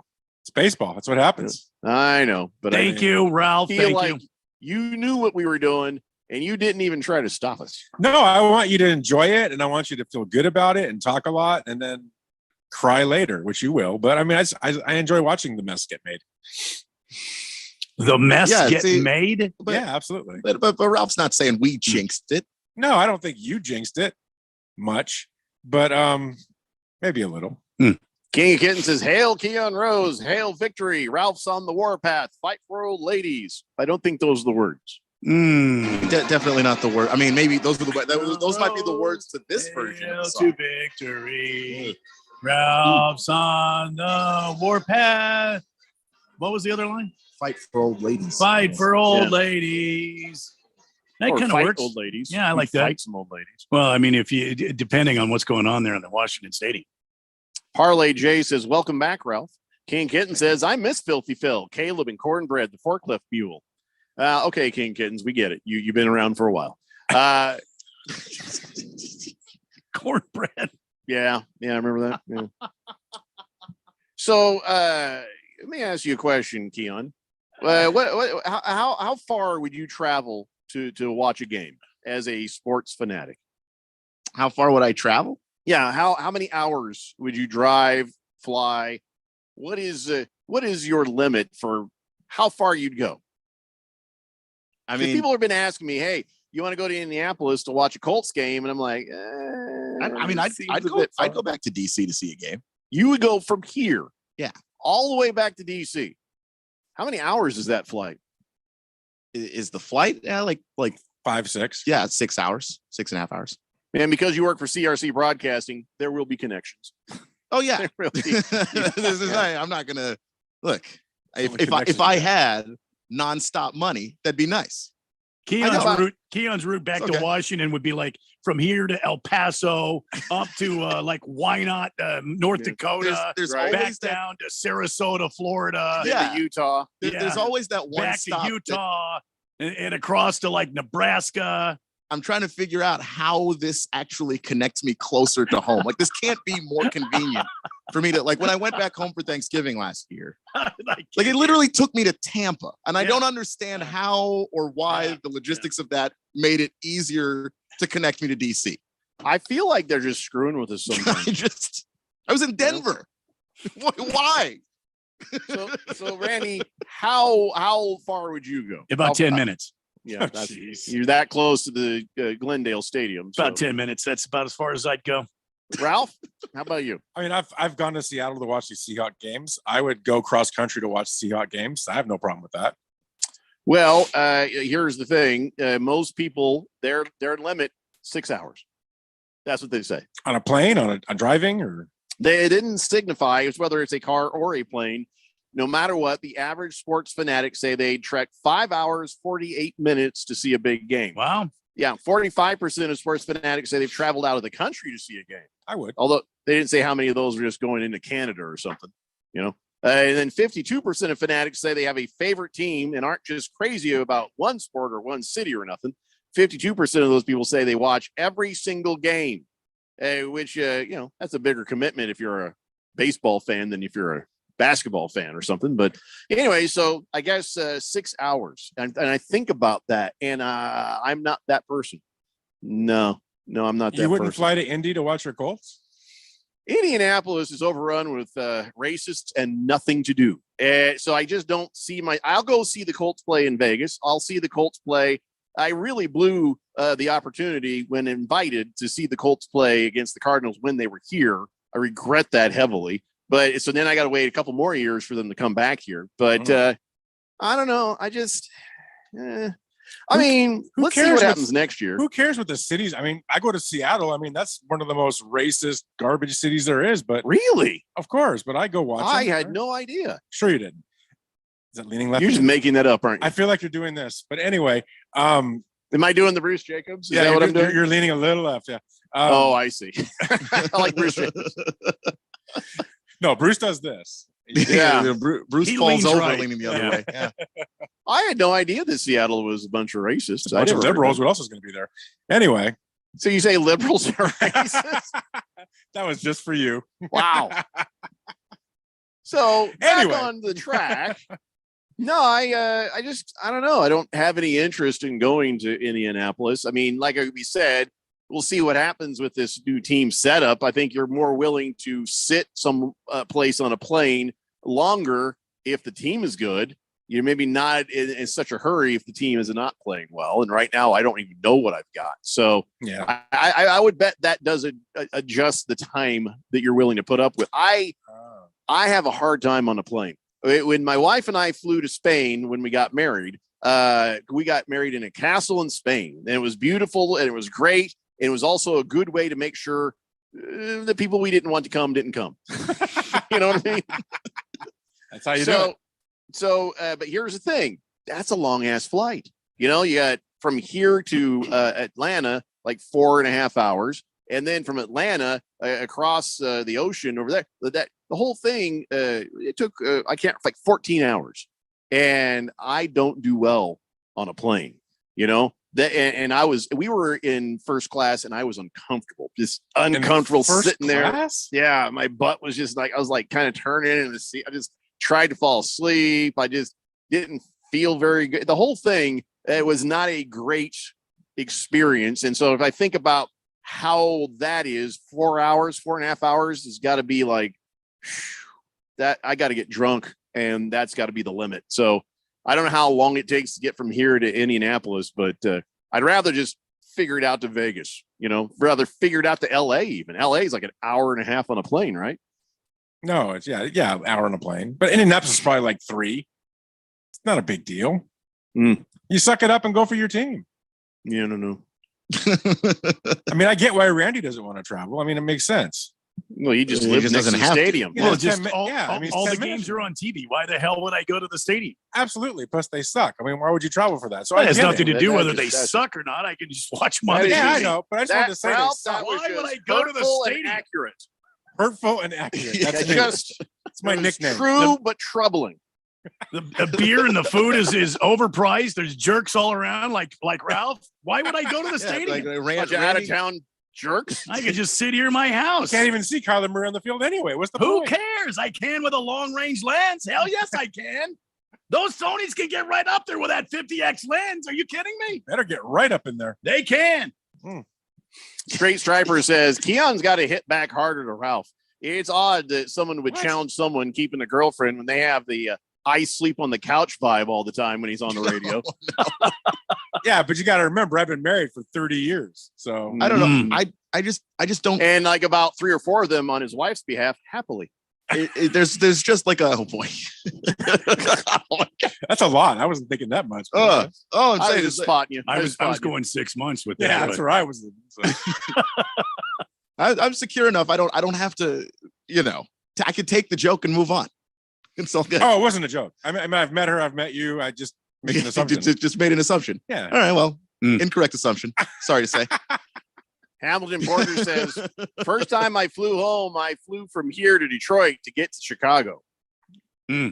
Wow. That don't make a lot of sense at all. Moise one says, I drove 9 hours from Montana to Seattle twice this last month just to watch the Kraken and the Mariners. Nice. Wow. That's a nice drive too. That's you and nobody else but moose and bears, I think. There's moose in Montana, right? Or is that not? There's moose in Montana. Yeah, there's moose there. Okay. Yeah. Bruno Baller says, didn't the Colts play the Cardinals on Christmas? Yeah, I know. And I had an amazing invite to go watch it, but COVID, my wife said I couldn't go. Mars Bars 805 says, I would drive to Oakland every year and a handful of times every season. The furthest it ever was to go see the Texans. He says, I'm a Raiders guy, and he's a Lakers guy like Ralph. Oh, good guy. Thundar says, Randy's back. I was worried that they were going to leave you at Barrow's after lunch today. And Ralph, too. Cool. Go Dodgers, he says. Oh, he made me say it. Hey, Jeffrey, why don't you give Keon a raise so you can afford a nonstop ticket to D.C.? At least on Southwest or something. I've no control over that part. Jeffrey does not pull the purse strings, Yeah. And it's an actual purse, which is kind of weird. Yeah. Nobody's brave enough to tell Radio Ron. I mean, we get it's Gucci, so that's impressive, but I don't know if you should be carrying a purse, man. Wow. Boomer Sooner says, Jeffrey, I think it was 2008. My son-in-law and I flew from Orange County to Boston, then up to watch the Patriots and Chargers play in the AFC Championship game. Spent about $1,500. Well worth it. That's 5,000-mile round trip. That's impressive, and also the price point. Wow, how did you do that on $1,500? That's amazing. I mean, I feel like that's like a $3,000 trip, isn't it? Slept in the stadium. Oh, I see. Nobody noticed. Spirit Airlines. Spirit Animal Airlines. Yeah, where you don't get to bring an extra bag without paying out of your nose, and also your knees hurt at the end of the flight because there's no room on those damn planes. You people are not really selling me going someplace very well. I mean, not right on now. Spirit. Well, no, don't take Spirit. Don't ever. If you don't, we're not you gonna have better than Spirit. We're not going to be able to sell you on anything after you went to Spain in first class. I can't. I went to Spain in like leg room. coach. I know. I did Italy in coach. How do you? How do you do that? Yeah, exactly. How drunk were you? Because my ass starts to hurt because my legs get cramped up and then it's like underneath my hamstrings. First class? My ass hurts all the time. So who cares? I mean, well, that's take your thumb out. Anyway, good Lord. It's just, I'm talking regular planes. It's better when you can stretch your legs out in business class or first class, but still, that's too long. But first class has those beds now. It's like a little room that you're in. It's really nice. Not the flight we were on. I think we were on like Air Paris or something. I guess that's what it was because the stewardesses all talked Frenchy French. And Air France. Yeah, I guess so. Mm. They were, they're smug too. Anyway, let's see. Pro Dog says Seattle is a city full of homeless and drug addicts, not racists. Oh, they're racist too. You're just starting crap. Who are they racist towards? Everybody there is white. Yeah, they hate white people. They hate themselves. Don't you know liberal whites hate whites? Come on, this is not. Oh, I get it. Okay. Yeah, I don't think self-hatred is racist, but I don't know how that works exactly. That is an interesting. Well, that's philosophy right there. We'll have that podcast later. That is philosophy. Oh, no. You're going to be my guest, Keon. Oh boy. On the next Ralph's Corner. Why Keon? Why Keon, Ralph? Why Keon? Because he's intelligent. Oh, I got it. There's no other reason. I'd ask you, but it didn't fit. No, yeah. Your thumb?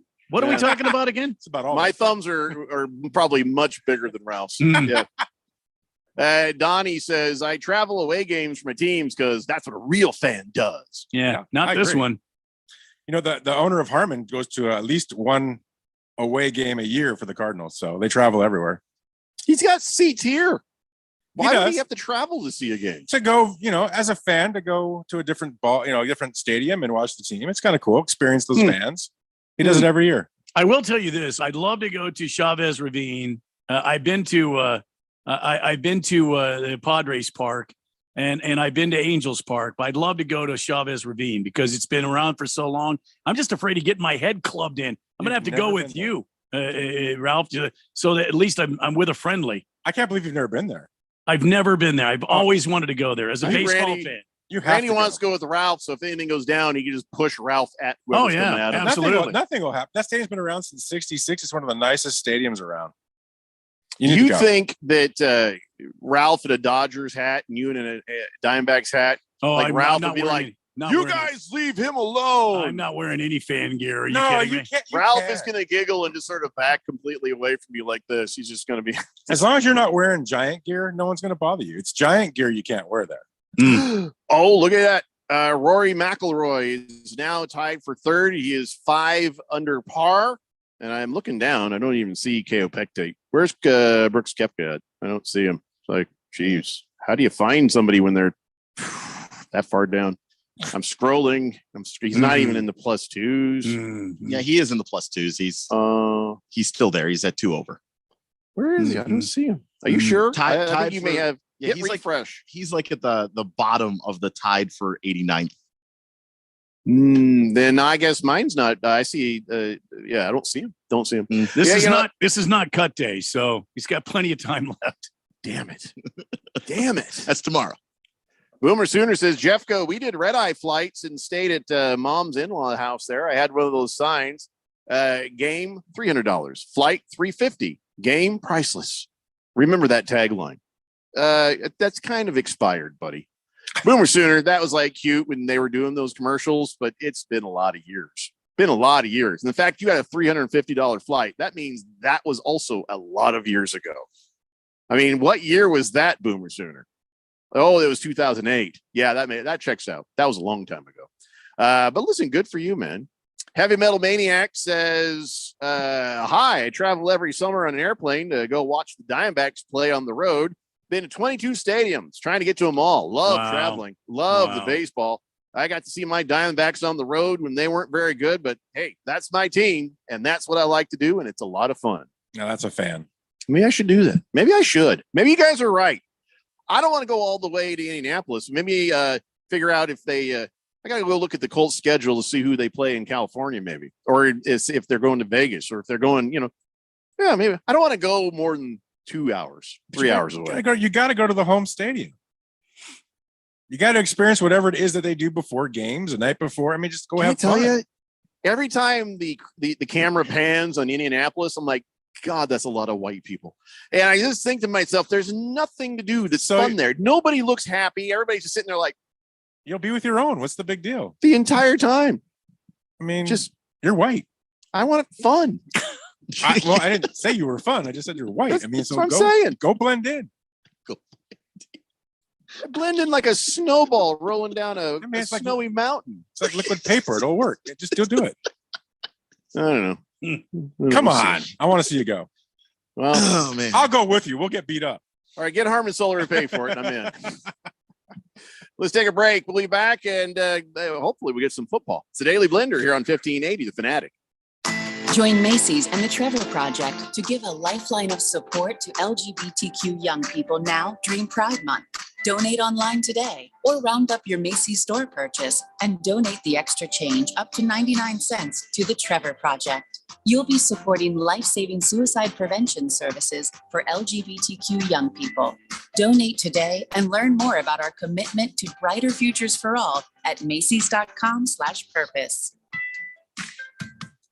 Staples has everything you need to help run your small business. Shipping supplies and services to help move orders out the door. Print and marketing services so you can print signs, banners, and presentations fast. And now during Staples Small Business Deal Days, you save 50% when you buy any combination of 5 or more boxes, mailers, and shipping tubes. Plus, find new deals for small business in-store every week. Keep your business running right and safe at Staples. Offer valid in-store, online order pickup, and Instacart. Exclusions apply. Not valid in Concord, New Hampshire location. Prices may vary. N71. This isn't a game of touch in the backyard. I tore his ass up. This isn't tossing around the ball with your friends. And it sure as hell isn't flag football. This is the NFL. Hard-hitting, pad-smacking, body-busting football. We've got all the primetime games in one place. On your home for the NFL, 1580 and 99.3, The Fanatic.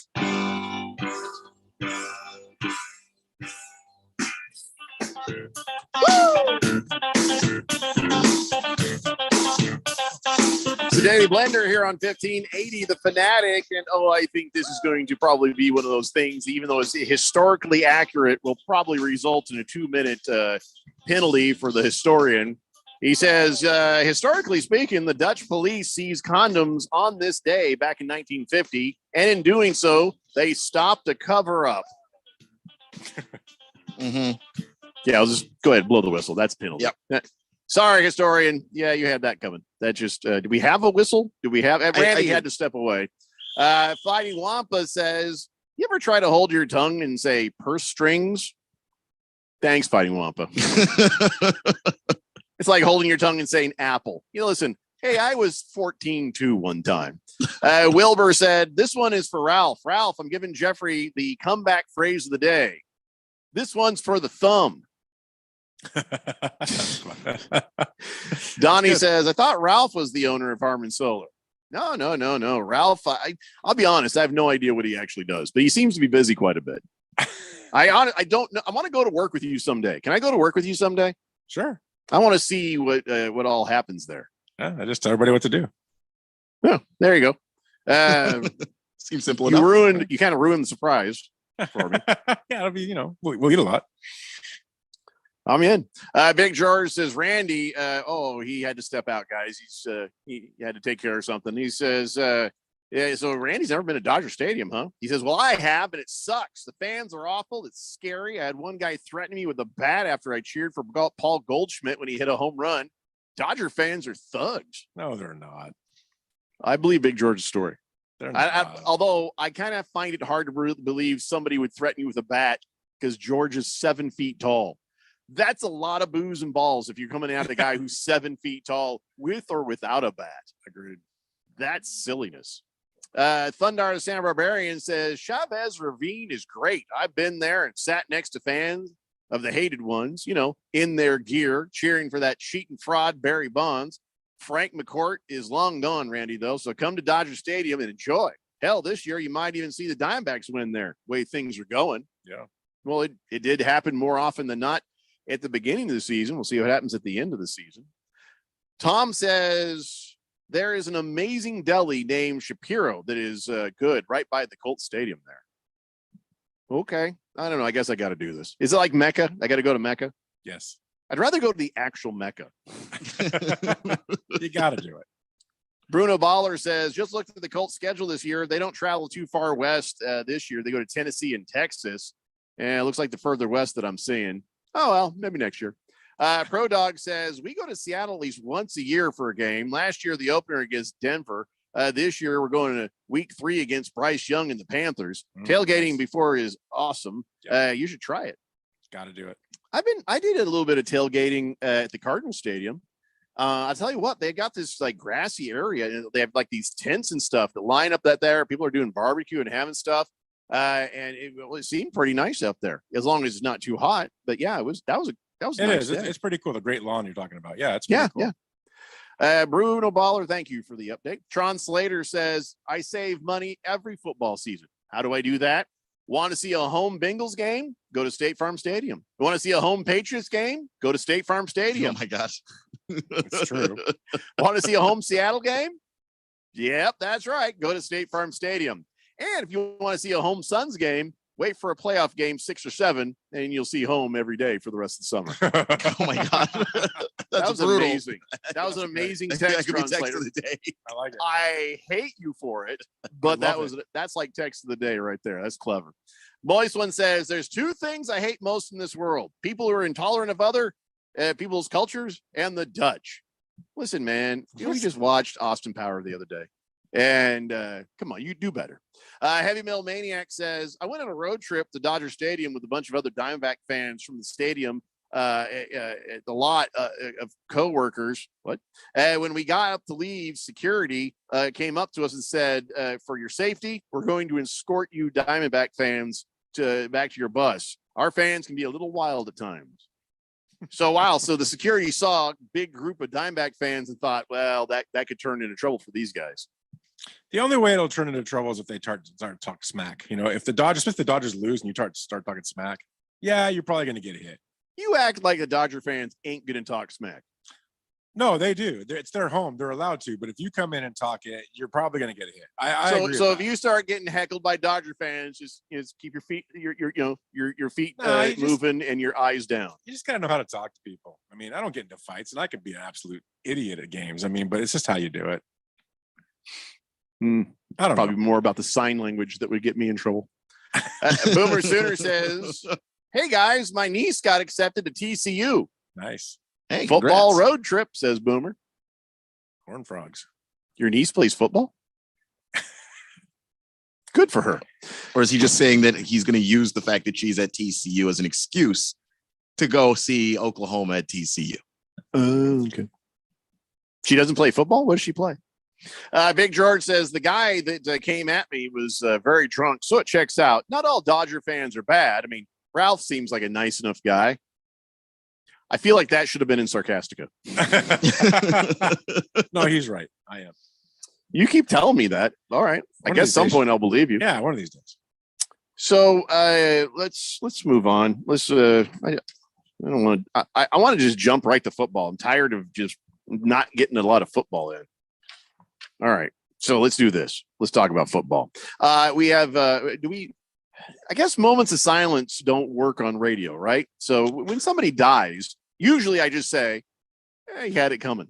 That's what I usually say, but that's probably not as respectful. Well, what can you do on radio that's akin to a moment of silence, but not silence? Because I don't want to trip any alarms, and I don't want to. You can't have dead air on radio. So how should we deal respectfully when people die? Besides just kind of just respectfully talking about them, that's the only thing. If Randy had not left the show early today, he probably would have played the wah, wah, wah. That would be his suggestion. So if I said, or his doom and gloom song, right, the Gone Too Soon. Ex-Giants wide receiver Homer Jones, the guy who actually invented the spike of a football, has died at 82. And then he'd go, wah, wah, wah. I don't think that's probably respectful. No, I don't think it is. So, I mean, I don't want to do a moment of silence. So what's another idea? We're breaking new ground here. If we come up with something good. Yeah. Talk good about the guy. Maybe, about some of the things he's done. I have no idea. I mean, play some happy music when you're doing it. Get Mr. Bill going, oh, no. Somehow I don't feel like that's going to have the same impact as a moment of silence. Listen, we're workshopping this. Yeah. There's no wrong answers right now. Somebody just died. We want to give them a little salute, a little props. And, just Fighting Wampa says somebody dies, you got to pour him a drink. Well, he's dead, so you can't drink it. So, you mean like pour it out from a homie? Yeah, you pour it out, right. we got to get the pour it out sound effect then, where it's being poured out on the ground. The pour in and the pour out. Oh, that's not a bad idea, George. Why don't you play taps? Isn't that reserved for military people only? That's what I thought. Yeah. I mean, not if you ever watched the Looney Tunes, Bugs Bunny. That's you know, true. they would do that all the time. I don't know. I'm open to ideas on this. I mean, my wife hates when I talk about this kind of thing. You're so morbid. You're so dark. You married this 10 years ago. All right. But anyways, no, Homer Jones, 82 years old. I would have thought the spike would have been invented way, way before that, but, Gronk, he's the guy who's perfected the spike, but Homer Jones evidently was the first. Maybe it was one of those things. If you spiked a football back in the day, like they'd give you a penalty for unsportsmanlike conduct or something. That he says, I always said that when I made my first touchdown, I was going to throw the ball into the stands. Then they changed the rules in the offseason. He says, like a $500 fine for throwing the ball. It's like, I don't lose 500. So instead of he was like in mid, I was like, no. And then he just threw it down in the ground, but then it bounced up real nice. And he's like, hey, that's not bad. That's how the spike was invented. That's pretty cool. So anyway, 82, that's a good long life, right? That's a good long life. Yeah. Yeah. I mean, if you make it to your 80s, you've definitely, experienced a whole lot and gotten to really kind of see a lot in your life, especially if you're going to be someone who is as trend-setting as that. I mean, you created a celebration that people still do and will continue to long after you're gone. Yeah, you're right. You're right.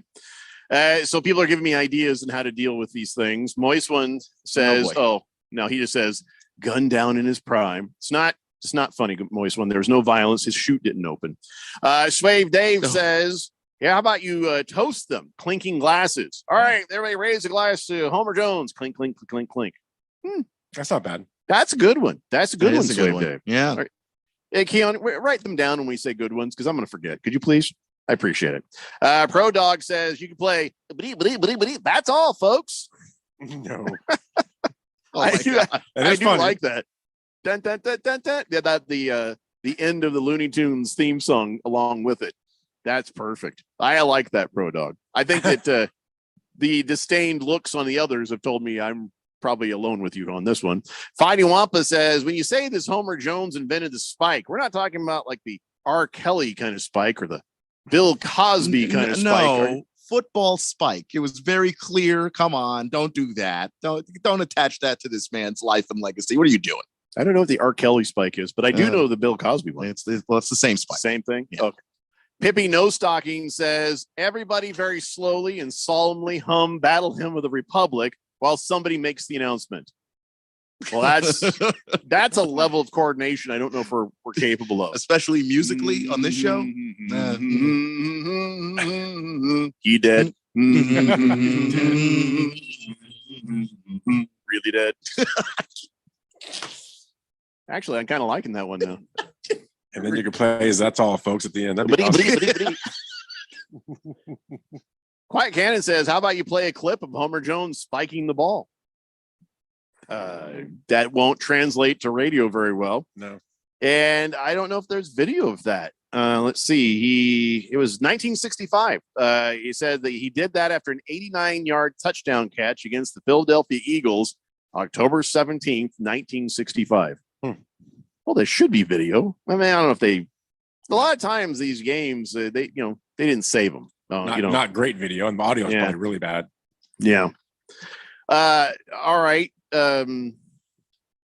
Randy's not here to hear this. I don't know if Randy ever goes to the training camp practices. I've been to more than a few of them. Kids love to go to those things. They always rush down there and try to get autographs from the players and stuff. Kyler Murray was the only one. We thought he was snubbing, but he was just jumping up trying to get. He couldn't, and then they just gave up. But the Cardinals are going to have 11 open training camp practices for the fans this year. So Coach Jonathan Gannon's like, open the doors. That's a lot more I think they've done in the past, right? I don't know if they have done 11. I think if you have a new head coach, you get a few more. Why? To help, give them some more time to install all of the different things that they want to add to their offense. If you have a new But why do they have to be open? That's what I'm saying. They can have all the practice you want in the world if you're on the football team, but we're talking open practices, meaning it'll be in the Cardinal Stadium. They'll open the doors. You first come, first serve to wherever you want to sit. I don't know if that's just his decision. I don't think they have to be open. I just, if their training camp is local. Well, yeah. I know they used to go up north, but I think they stopped doing that. And they're like, oh yeah, we have air conditioning here. Yeah, I know they've done it in Flagstaff, a few times, but sometimes it was ASU. They do it here. Whatever the case, they will be doing these starting July 27th. And here's what they're saying. Yeah. July 27th is the first one. Then they're going to open their practices on July 28th and 29th. And they also have practices on July 31st, August 1 through 3rd, August 5th, August 7th, August 9th, August 8th. And then they'll have that first preseason game against the Broncos August 11th. So here, I wonder, this has just popped into my head. Do you think they're going to rush Russ Wilson out to play in that preseason game? Do you think Sean Payton's just not messed around? He threw his personal trainers out of the building and he's trying to figure out what he has. Sean Payton, a real NFL head coach. Will he put Russ Wilson in that first game, you think? He might. I mean, the only reason I think he might would be just to send him a message, right? To say that this isn't your job. You need to earn it. I mean, that would be the way to do it versus not putting him in there and letting him think it's just his gig after last year. So, I mean, I don't know. Sean Payton's that kind of guy. I could see him doing it. There's a chance, but then again, if he doesn't know what he needs to know in practice, then yeah, I don't know. Yeah, he's not going to figure it out in preseason. I mean, like when you're talking about a rookie, sure, you throw him out there, but you're talking about a veteran quarterback. And he was brought in to work with Russell Wilson and to fix whatever it is that's wrong over there. Well, he's old. So yeah, I mean, part of that is age, but part of that was, Fringe. he just didn't make good decisions with the football either. And so like Sean Payton's here to help work through some of that stuff too.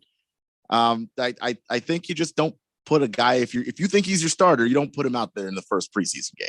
I don't know if you were. Oh, go ahead, Ralph. I was going to say, I think this. I was going to say about Russ Wilson, but I think this year it's really important. The Cardinal preseason, their camp. It's going to be really interesting to go out there and watch. I mean, to see what kind of a culture he's going to create in that camp.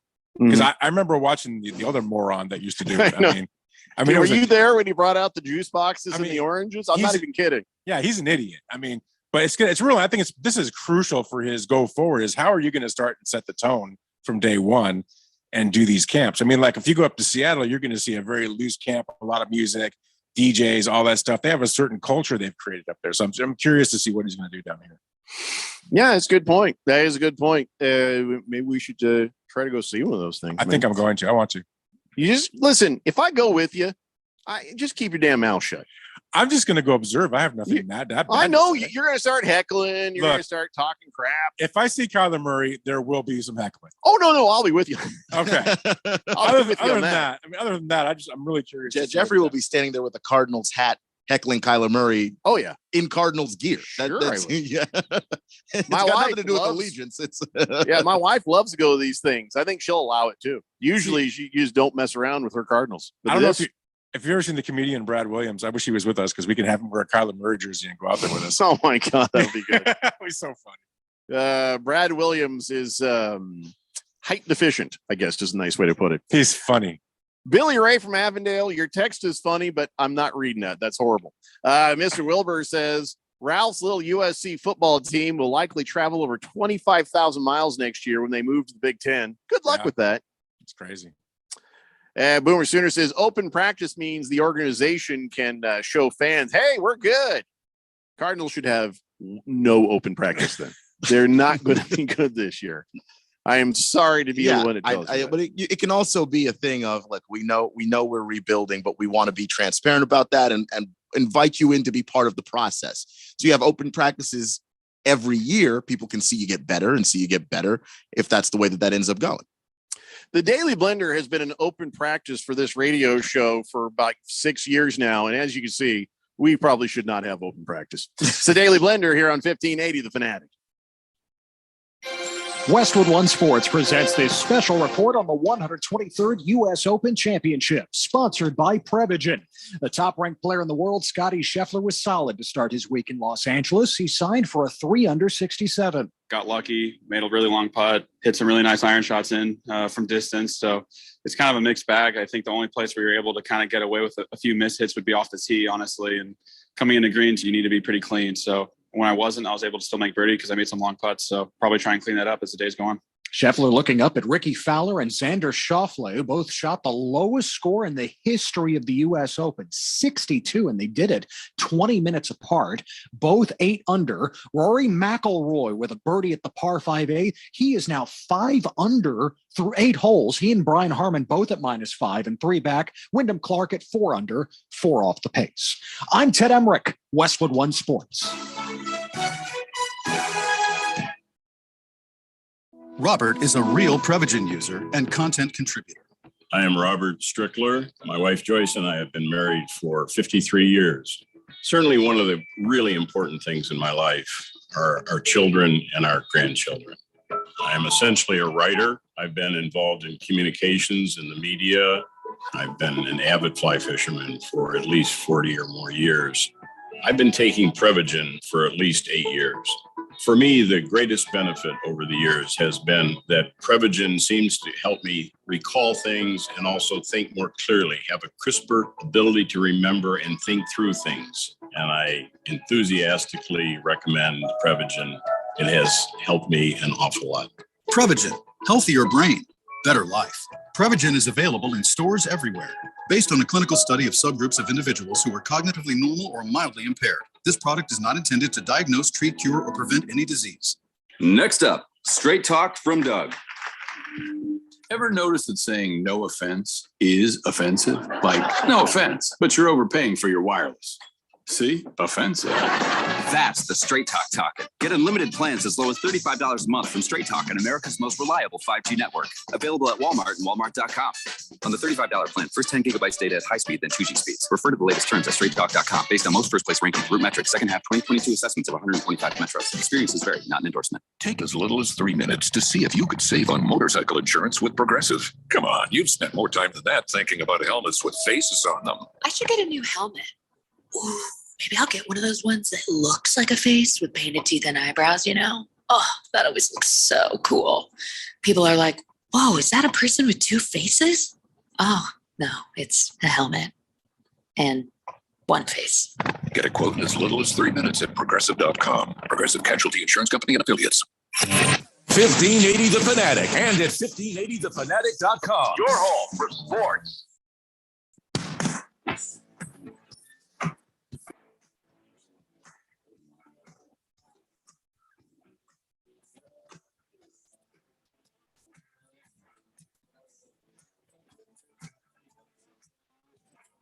Danny Blender here on 1580 The Fanatic. I know we're trying to talk football, but something caught my eye. It's I didn't even mean to say it. You'll understand why. I just cracked myself up here in a second. I don't.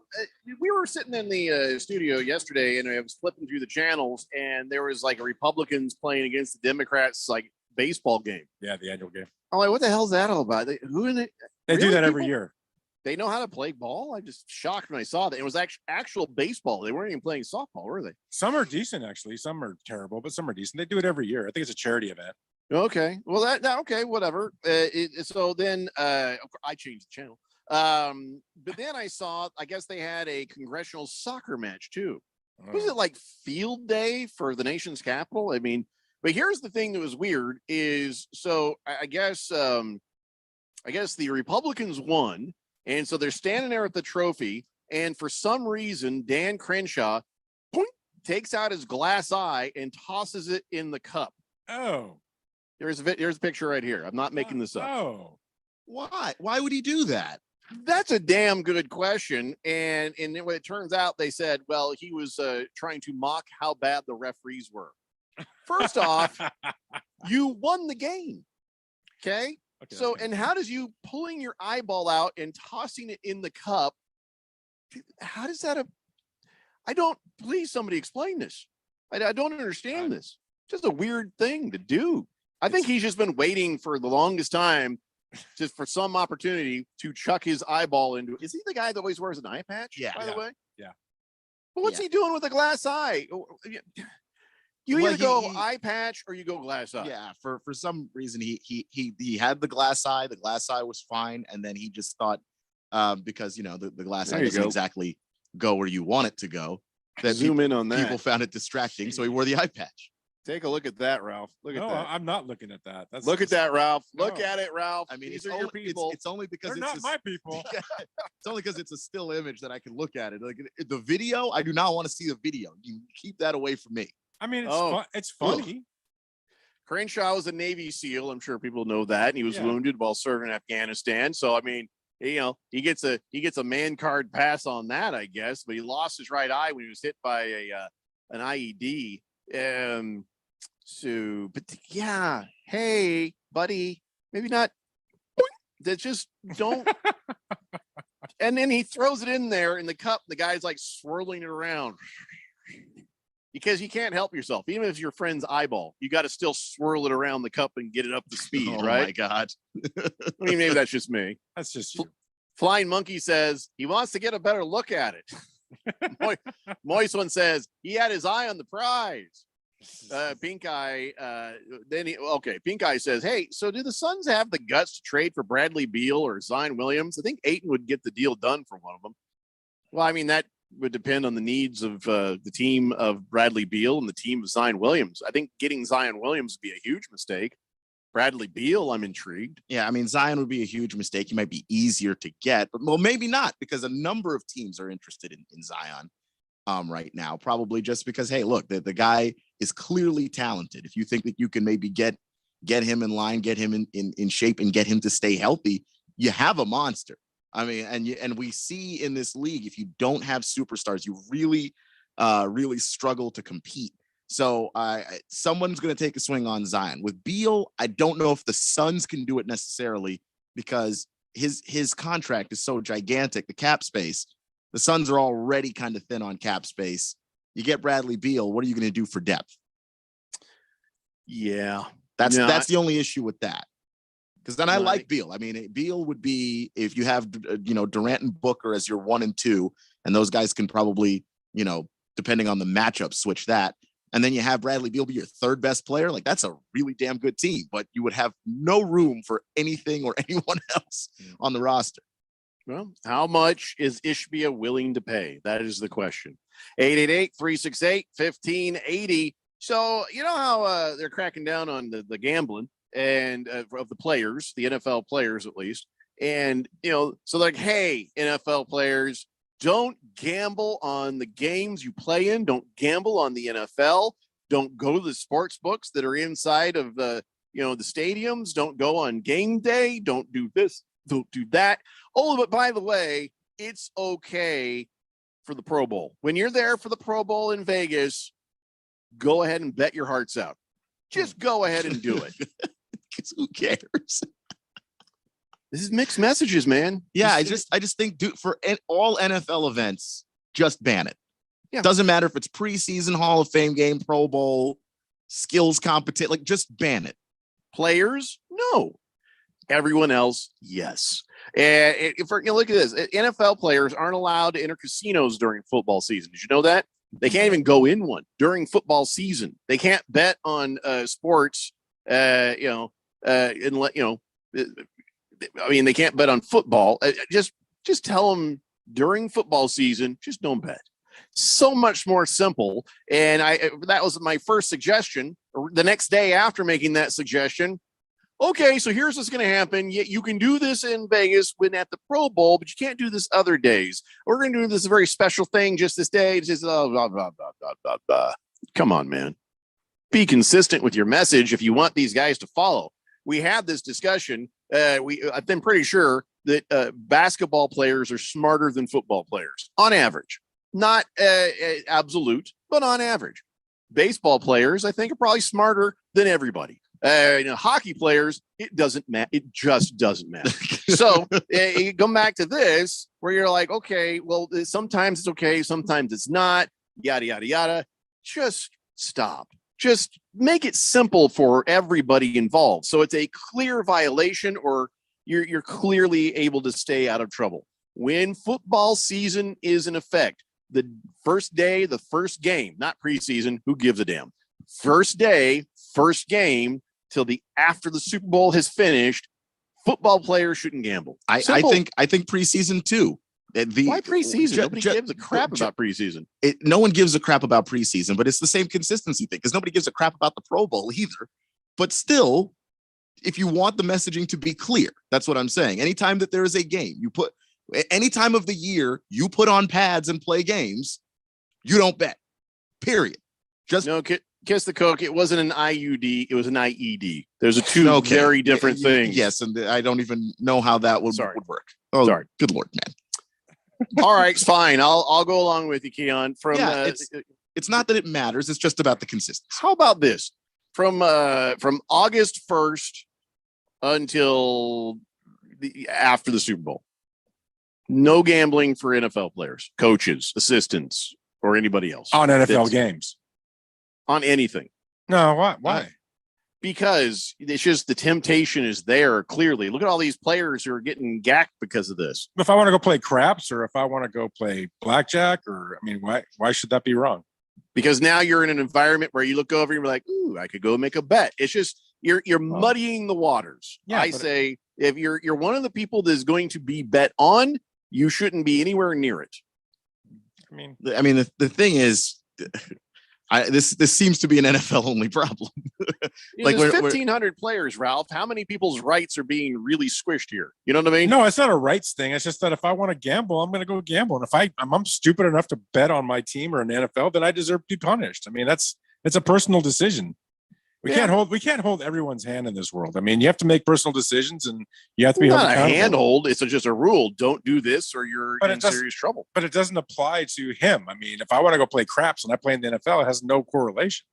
Ralph, you and I know damn well it's easy to get a craps game. Okay, we can start a craps game any place we want. You don't even have to go to a casino to do that. I know. A craps game. You're not getting in trouble. I can do it against the back wall of 1580. Yeah, I get it. We've done it. We've made a lot of money doing it. That's why Keon's poor right now.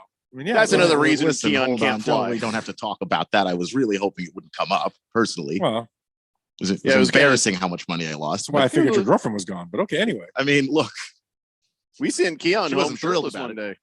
Yeah, I've got pictures. Kiss the Cook says, I wonder after that center, when he took his eye out, if the wind started blowing, if his eye socket whistled. Jeez.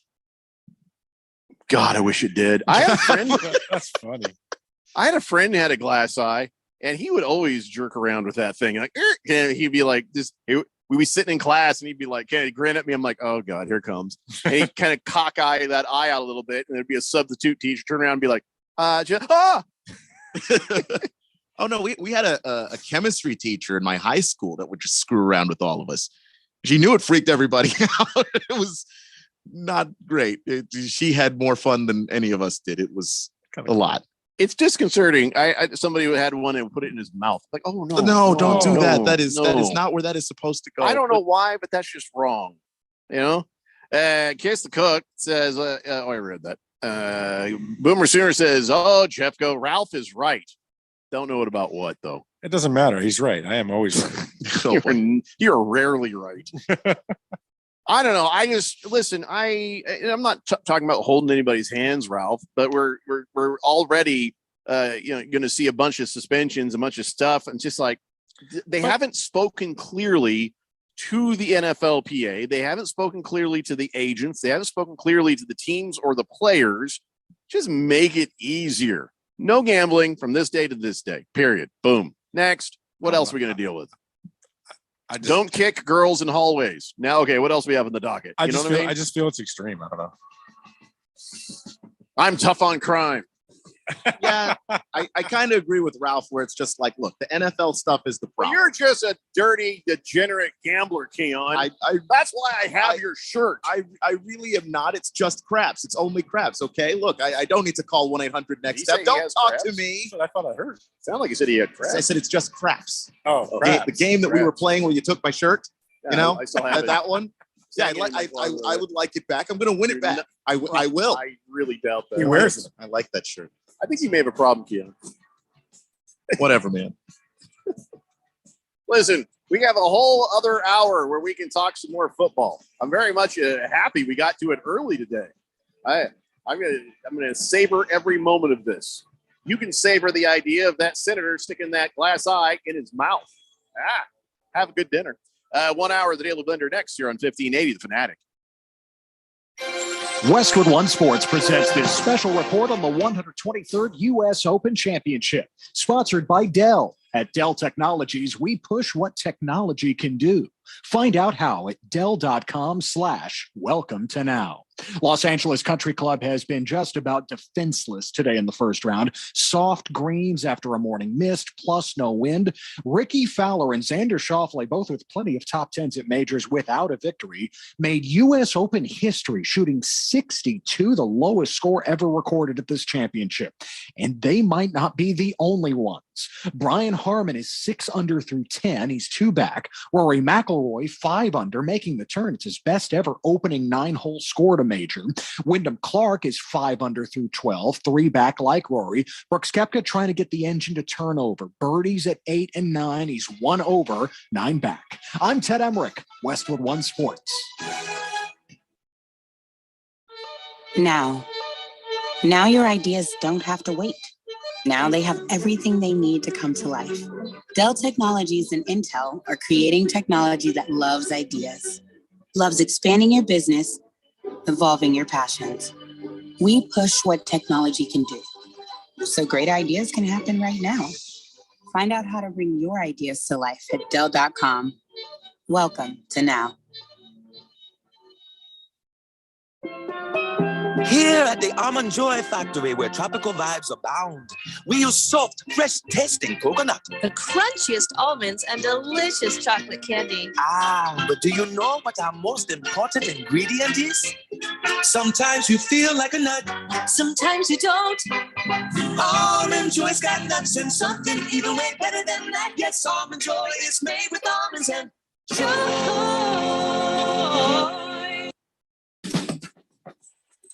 Kelley Blue Book is the one-stop shop for pricing, fixing, selling, and instant cash offering.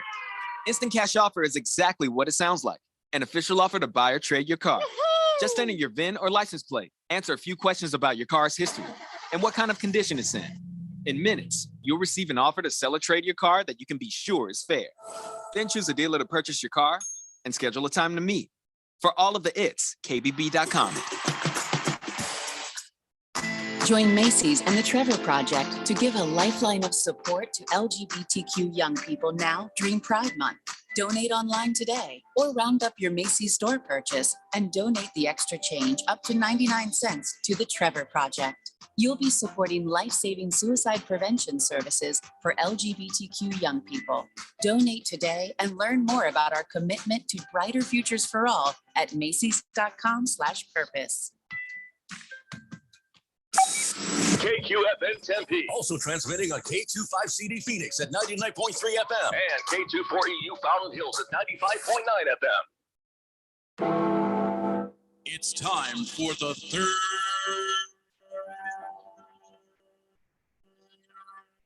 hour. Quiet, people, settle down. Because it's time. Time for what? Showtime. When does it start? Right now. 3, 2, 1. Let's get on with the show. Let's do it.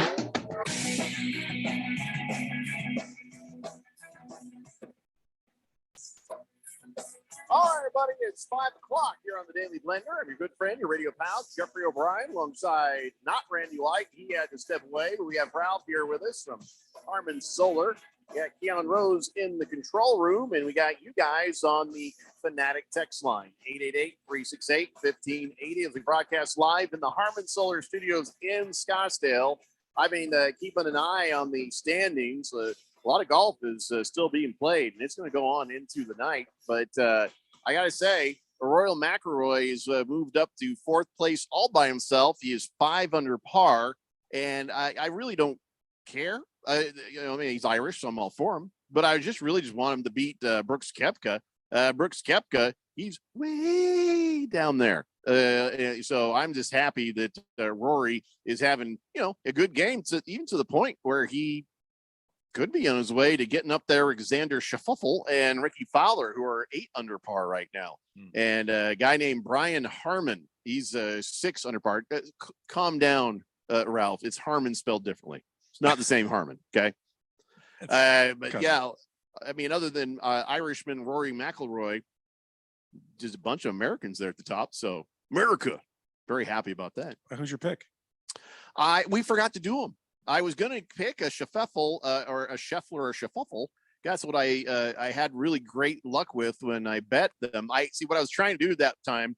I was trying to bet, I think, Schauffele, and I accidentally bet Scheffler, or vice versa. I can't remember which one it was. So then I bet them both just to be sure, and I won a lot of money. One of them actually won the damn thing. So after that, I figured, what the hell? I bet both of them. But yeah, we forgot to do it. Just totally forgot. So did you already pick somebody, or are you just gonna? I always do what you just said is what I always do. I bet Schauffele and Scheffler. You're just copying off my. I do it all the time because they always sad. seem to be there every time. It's my idea. It was could my be, idea, Ralph. It could be your idea, but it actually works. Don't steal my idea. That's all I have. Well, it's the only success I've had. I mean, in betting. I was going to agree with you, but yeah. How about you, Keon? Who were you liking? Don't lie. No, I bet on Rory actually. It doesn't always go well for me betting on Rory. Like it didn't at the Masters. Oh God, it did not go well at the Masters. But I usually bet him because he's good and he's fun to watch. Whoa, look at this. Phil Mickelson, 3 under par. So he's working it. He's trying to work. He'd be the oldest, or he'd be tied for the oldest if he won this thing. I don't think he's going to win this thing, but if he did, wouldn't that tie him? I think it would. I could be wrong. But some other notable names doing well. Nobody you care about. I don't recognize any of these names. No Happy Gilmore. No Happy Gilmore. No Bob Barker. And let's see here. Bryson DeChambeau, he's 3 under par. Siwoo Kim is 3 under par. I don't know who he is. I just want to say his name. Dustin Johnson, 3 under. I like Dustin Johnson. I like DJ. John Rahm, ASU guy, he's 1 under par. So he's just kind of hanging around down there. Sergio Garcia is par. Oh, he's going to get cut.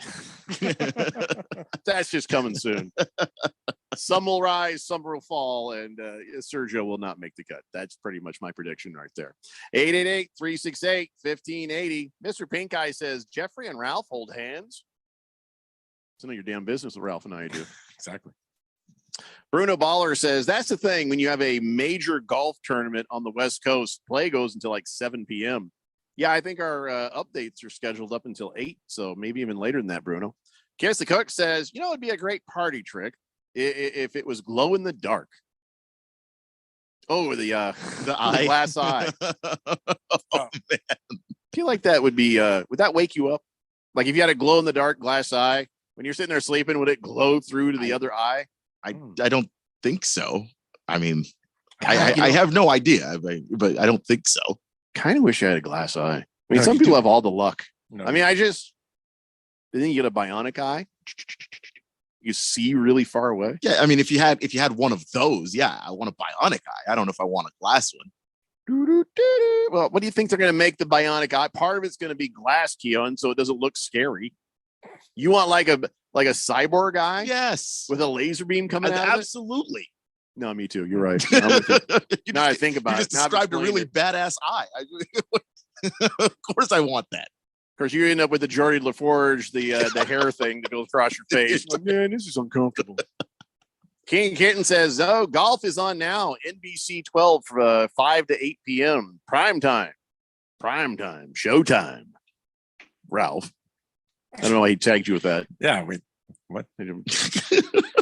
It's been a weird week. I'm pretty sure Ralph could figure out where to watch golf if he wants to. I really wanted to. Yeah. I just like reading the results. I don't need to actually watch it. Come on now. Not my favorite thing to watch, but So you ever read that Pro Football Talk that, the Mike Florio, the only guy who looks currently embalmed? Every time I've seen him on Football Night in America, I'm just like, oh my God, it's Eddie Munster. No, it's not. It's Mike Florio. And I don't know when he became an expert. And sometimes he says some of the dumbest crap. But I guess what they did over there at Pro Football Talk is they put together, and this is so dumb, post-off season program power rankings. They set power rankings based on OTAs. It makes sense to me. It's pro It football. does not make sense. It's Pro Football Talk, and it's June. It's Mike Florio bored. Is all I can think. And it's June. And rather than tell NBC, hey, look, guys, I have nothing to write and or talk about, so don't bother paying me. I will make up a BS thing and write and talk about it. Just trying to look busy. Yeah. Jesus is coming soon. Look busy. Yeah, that's okay. just, yeah. I mean, I understand it. I mean, if that's, I mean, maybe Florio, maybe step outside where there's sunlight. So when they put you on TV, they're like, I don't know how to light this. Look at him. He looks dead. He looks like he's dead right now. I mean, if he wasn't moving his lips, we would have to call somebody. He looks dead. Catch a tan a little bit. Can I bring out a pet peeve here? Sure. I need to. Who made these guys experts? Yeah, Chris Sims had a football dad, and Florio. I don't know how Florio got Chris his job. Sims played. But I mean, like, it seems like you go back to, like, I remember, like, Jimmy the Greek, right? He was the expert, right? I mean, like, guy on TV. And then all of a sudden, you got Mel Kiper Jr. comes out, and he's a draft expert. And now you down the last 10, 15 years, there's all these experts on CBS, NBC. Who says these guys are experts?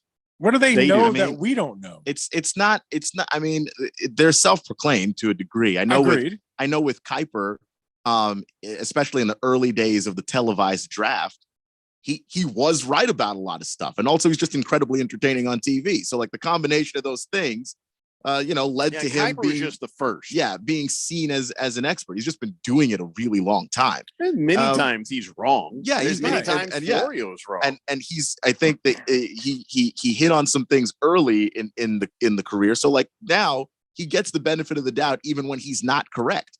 Florio basically was a guy who was a lawyer and just kind of decided he wanted to cover football, and then did it. He started his own website and all that. No credentials at all, Ralph. That's it. That's our podcast. We should start. Ralph talks to me off air every now and then saying, hey, we should do a podcast. I'm like, well, I'm on a radio show. And he's like, no, it's podcast. It's different. And I think that's the idea. We call it the Football Experts. And we just sit there and talk like we are the expert of all experts. And even if we say stupid stuff and we're wrong, the next week in the podcast, you say, well, like we told you last week. And then you say all the stuff that happened and you say, we were right about that. So here we go. And don't even care about the hate mail. We just keep telling everybody we're experts. And then eventually someone's going to buy it. Now you sound like a politician now. I mean, well, at least, yeah. It's like we could be weathermen. We're never held accountable, right? We just say it's what it's going to be tomorrow and then it rains. But see, people still yell at weather people too. But they're wrong all the time. My pal, Sean McLaughlin, man, we were over there at the Phoenix Open and he came up to say hi at the booth and somebody yelled at him. It's like, oh yeah, like it's 100 degrees. Try 103 scene. He's like, what the hell? How drunk are people that I'm getting heckled about weather?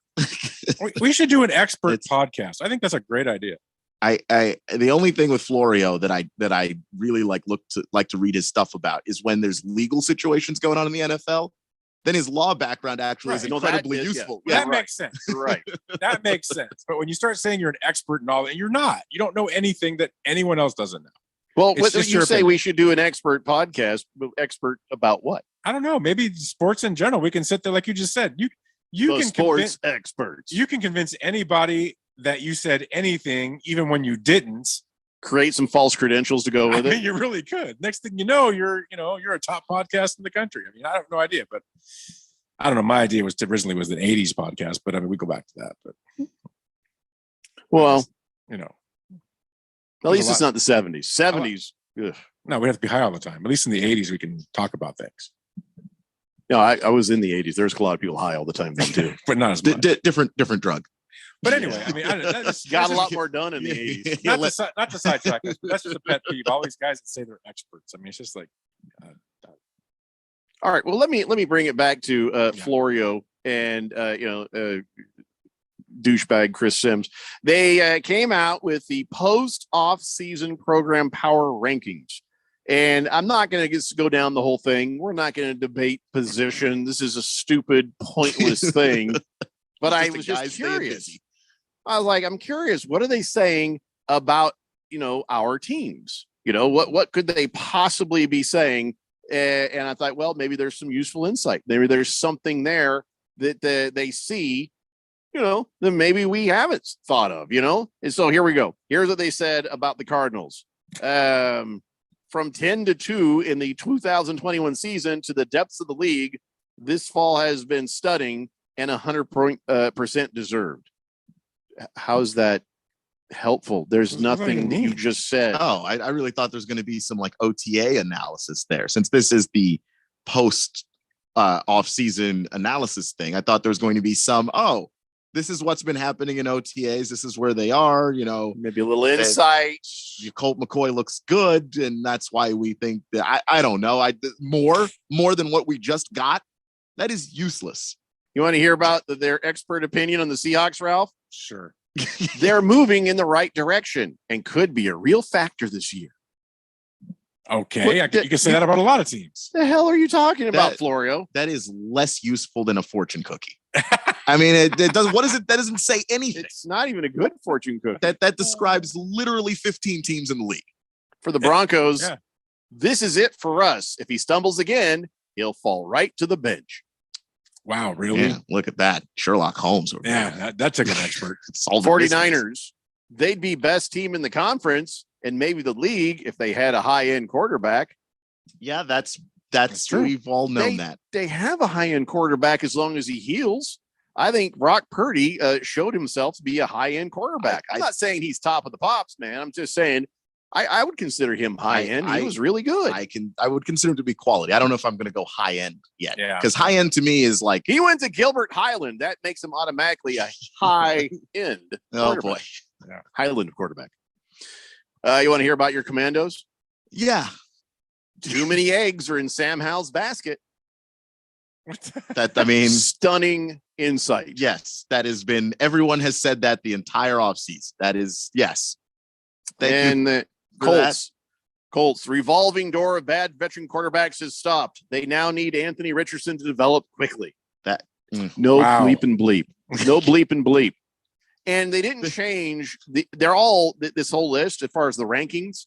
It's basically the draft. Is basically the draft order. They have the Cardinals as last, Colts at 30, Commandos at 24, Broncos at 23, Niners in third place on their silly list. I've lost where the Seattle Seahawks were. They were mid-range. So, who's first? Chiefs.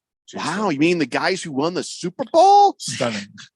No way. Number 2, the guys who lost the Super Bowl? Stunning. I just thought that they'd at least put a little bit more effort into this thing that they are clearly not trying to do. Like zero effort. How are their bosses reading this and going, "Oh yeah, Florio Sims over there putting in the work"? They probably didn't even write it. They probably some intern wrote it. And the intern would have done better. Yeah, I mean, an intern is trying to get their foot in the door. An intern might actually try. Raiders. It already feels like it could be another long year. Wow. That could have been true for the Raiders at literally any point in the last 3 years. Why? Is that worse or better than the Falcons? It all comes down to Desmond Ridder. Well, first off, that's not even true. The Falcons have so many problems beyond Desmond Ridder. If Desmond Ridder plays like an all-pro, they still have problems. They'll win, but they'll still have many problems. What does it say about the Browns? They got a new logo? I mean, is that what they put on there? I've already thrown the piece of paper away from me because I didn't want to near me. Oh, thank goodness. So I can't even tell you. It's so lazy.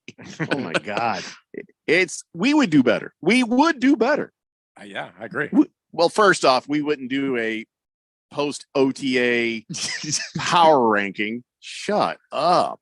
But I don't know, have some OTA insight in there for, you work at NBC. Call up a beat reporter from the local area and say, what's going on with your team? And type that in there. Yeah, I was trying to check the feeds here to see if anything's happened with DeAndre Hopkins. Last thing that people are saying is the other Patriots are really optimistic that they're going to get a deal done with him. And I'm just like, why would he want to go to the Patriots? Patriots, you think DeAndre Hopkins is looking to go to a place where something's happening, something good is going on. Patriots aren't that place right now, right? I mean, I don't feel like there's a lot of optimism about that. I mean, he's walking out trying to get a $10 million salary and, maybe a little something on top of the incentives. Does that sound like the Patriots to you? Let's let you go, Ralph. No, go ahead. I think that, no, because look, he said I'm just going to go back to what he himself said that he wants. He wants an organization that's stable. Okay, well, the Patriots are that. But he also wanted stability at the quarterback position. And right now, Mac Jones is literally playing against Bailey Zappi for his job.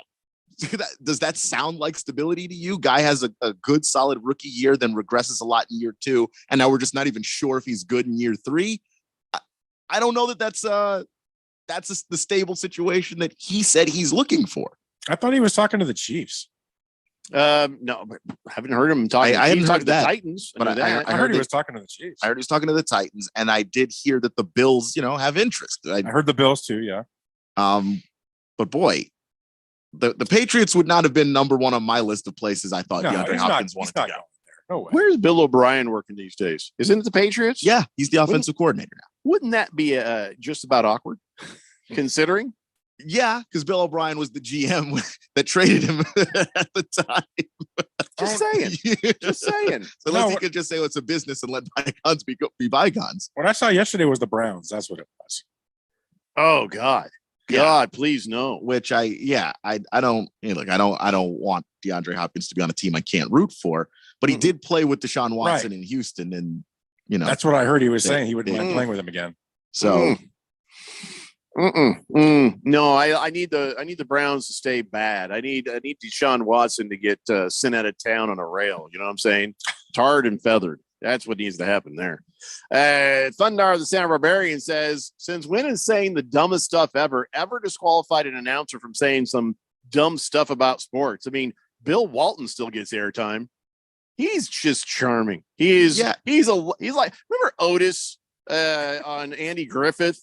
That's basically what he is, but with pot. And he's cool. Otis from Andy Griffith, just hanging out, making Dave Pash. Is that who usually does that stuff with him? I think so. Making him just sort of crazy. And cool. And he's lovable. He's cool. The Pac-12 games go late, so it's perfect for Walton just kind of rambling on about whatever. And then in the few moments where he's cogent and wants to talk basketball, that's when you remember, this dude knows a bleep ton about basketball. So like, no, I don't think it's quite the same. I think there was a 30 for 30 on him when we were on air yesterday. And I was just like, man, look at him working the Amish neckbeard thing. Just all the way around. He shaved his mustache off, but he had that weird 1970s neckbeard. I mean, shady drifter. That's probably the best way to describe the way Bill Walton looked in the 70s. Shady drifter. And if somebody that tall is going to kill everybody. But you know what's really cool about him? Because obviously he's a UCLA guy. He was doing the UCLA USC game. And he can sit there, and if UCLA is playing bad and SC's playing good, he will praise the other team. He doesn't care. He's just a fan who's having a good time and just respects the game. I love listening to him. I think he's cool as heck. Yeah, there's a time in your life where then you're just looking for a good game. You're not precious about the rivalries and stuff. And maybe you put in a little dig there. Yeah. But for most part, you got to give him respect for that. Pringle says Mel Kiper is entertaining on TV. Huh. I've never found him entertaining. I mean, I think that enough people have caught up. The hair is kind of scary. Enough people have caught up to Mel Kiper now, but at the time, it was groundbreaking stuff. The idea that you could actually talk about the draft with that level of passion and like he was really into it. That the people didn't do that at draft coverage back then. It just didn't happen. Number one Rattlers fan says Brett Mertzberger. He's an expert for sure. He's been gambling like 50 years. No, I'd give him true expert status because his bankroll and kids' college educations have depended on it. The Wiz says Otis was the most responsible drunk ever. You are correct, Wiz. Much respect to Otis. We should pour some out for him. I think he's dead, right? Probably. Lee Corso still has a job, no matter how crazy things he says. That's a good point. Is he an expert? But, I mean, yeah, but I don't know. Lee Corso, again, he's one of those guys that like he's just there goofing around. But if he does talk about football, like he knows his stuff. It's just he'd rather goof off. He's just an old guy on the stage. No one takes him just seriously. having fun. Yeah. King Kitten says, yeah, Ralph, Bill Walton will put praise on any Pac team. I mean, yeah, I agree. I mean, again, he's just fun to watch. We got to take a break. When we come back, more of this nonsense. It's the Daily Blender here on 1580 The Fanatic. This is Brent Musburger's action update on 1580 and 99.3 The Fanatic.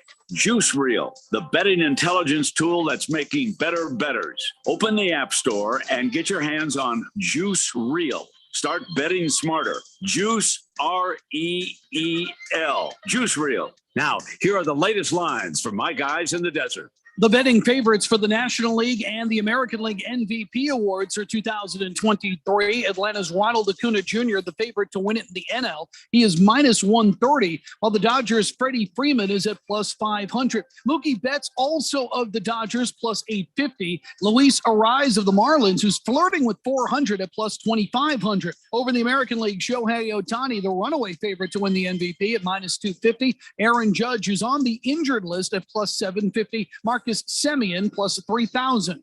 I'm Tony Desiri with your VSiN Action Update on 1580 and 99.3 The Fanatic. Westwood One Sports presents this special report on the 123rd U.S. Open Championship, sponsored by Grainger. With supplies and solutions for every industry, Grainger has the right product for you. Click Grainger.com or just stop by. The North Course at Los Angeles Country Club is getting lit up today in the first round. Some in the afternoon wave making a push to match or even best the record-setting work of Rickie Fowler and Xander Schauffele this morning. Fowler and Schauffele carding 62, the lowest score in U.S. Open history. That also equals the lowest score in major championship history. So Fowler and Schauffele at 8 under. The left-handed Brian Harman, 6 under through 12. He's 2 back. 2011 U.S. Open champion Rory McIlroy not far behind, 5 under through 11. At 4 under, Harris English, Wyndham Clark, and Dustin Johnson. Bryson DeChambeau, Scotty Scheffler, 3 under, 5 back. I'm Ted Emmerich, Westwood One Sports. At Grainger, we're for the ones who pay attention to every little detail. The ones who fuss, tinker, and sweat the small stuff. Because you know the tiniest thing can make the biggest difference when it comes to keeping business moving. We get it. We're the same way, offering access to product experts to help you quickly and easily find what you need. So whatever your industry, you know you're always getting professional grade products. Call, click Grainger.com, or just stop by. Grainger, for the ones who get it done. Now your ideas don't have to wait. Now they have everything they need to come to life. Dell Technologies and Intel are creating technology that loves ideas, loves expanding your business, evolving your passions. We push what technology can do, so great ideas can happen right now. Find out how to bring your ideas to life at Dell.com. Welcome to Now. Turn your home into restricted airspace. Tell incoming flights you want them diverted. The new Raid Essentials light trap plugs into the wall and uses light to attract, then trap flying insects like fruit flies and mosquitoes. Its 24/7 continuous attraction provides insecticide-free protection that's people and pet friendly. Consider air service interrupted. New Raid Essentials light trap, insecticide-free protection. Summertime, and the Diamondbacks are heating up, competing for the top spot in the NL West. What moves are the Snakes going to make by the trade deadline? Can this team continue to battle as we head for the All-Star break? Can Corbin Carroll continue his torrid pace to be the Rookie of the Year? Stay up with all the Diamondbacks news, info, updates, and rumors. If it's local, we talk about it. 1580 and 99.3 The Fanatic, and always on at 1580thefanatic.com.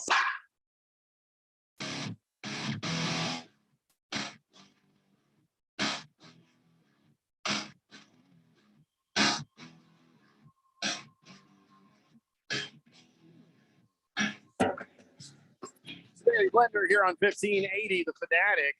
So DeAndre Hopkins went to Patriotville. Patriots are saying they're optimistic they can make something work with him. Boy, that'd be a heck of a sales job, right? Yeah. And I don't think Bill Belichick is exactly a sales kind of guy, right? Are you DeAndre?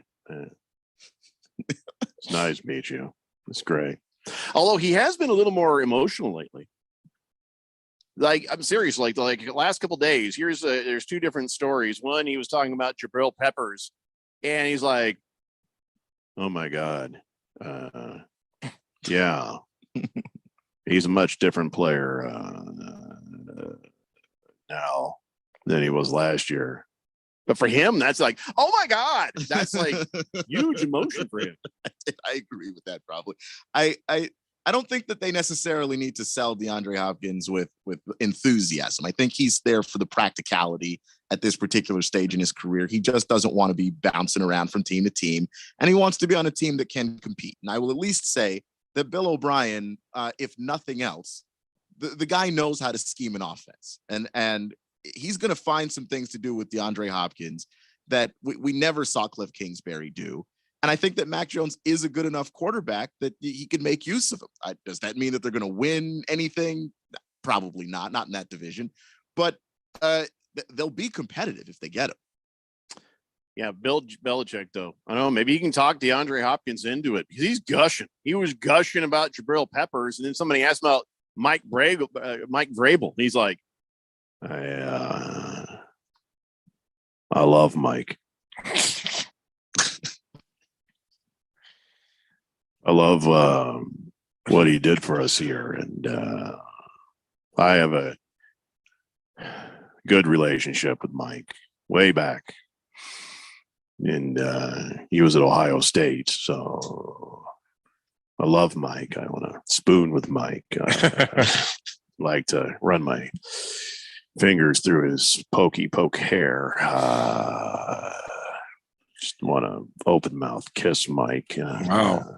Okay, that's. I want him to run his tongue up and down. All right. Okay, Yeah, thank you, Bill. Thank you, Bill. Oh, that's enough. That is more than enough. But you see what I'm saying? He's like gushing about this. Is not like him. I mean, 0% like him to go crazy on Jabril. Oh my God, Jabril Peppers, and I'm in love with Mike Vrabel. So I will say this though is about he on like meds? There was an HBO documentary with Nick Saban and Bill Belichick called The Art of Coaching, and it just got the two of them in a room and got them talking football.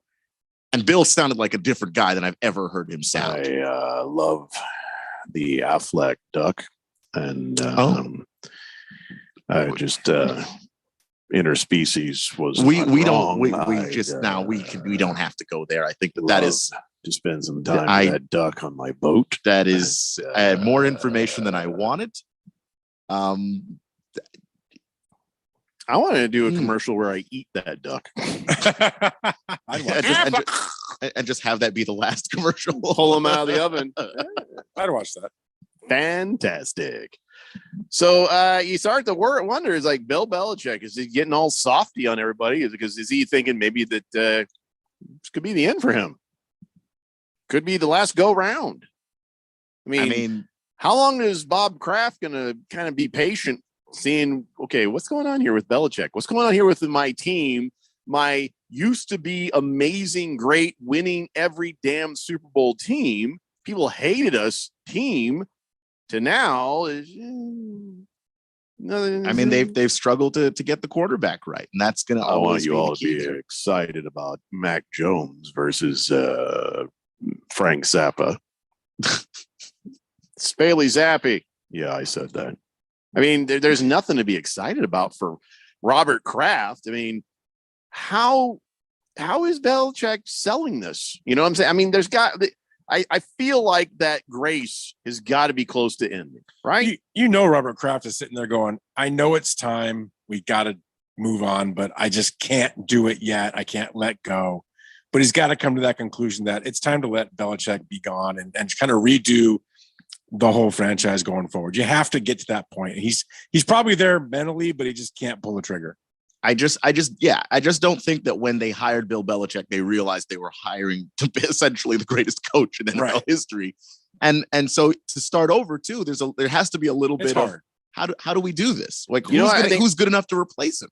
Robert Kraft is looking at things, and I don't know how loud the voices of the Patriot fandom are, about getting rid of him or just like hanging in there. Maybe they're blaming, the player situation, whatever. I don't know how much the time that they have with that, but I feel like Robert Kraft's plan is, how long is it going to be? It's going to be this long. As soon as we know it's time to fire Bill Belichick, plus another year, because you don't want to get that one wrong. And maybe that's the way he's saying that. By the way, Ralph, are you playing Nintendo or something? What's on your hand? What do you have on your right hand? Oh my God, that's weird. It looked like you had like a glove on. Seriously, it looked like you had.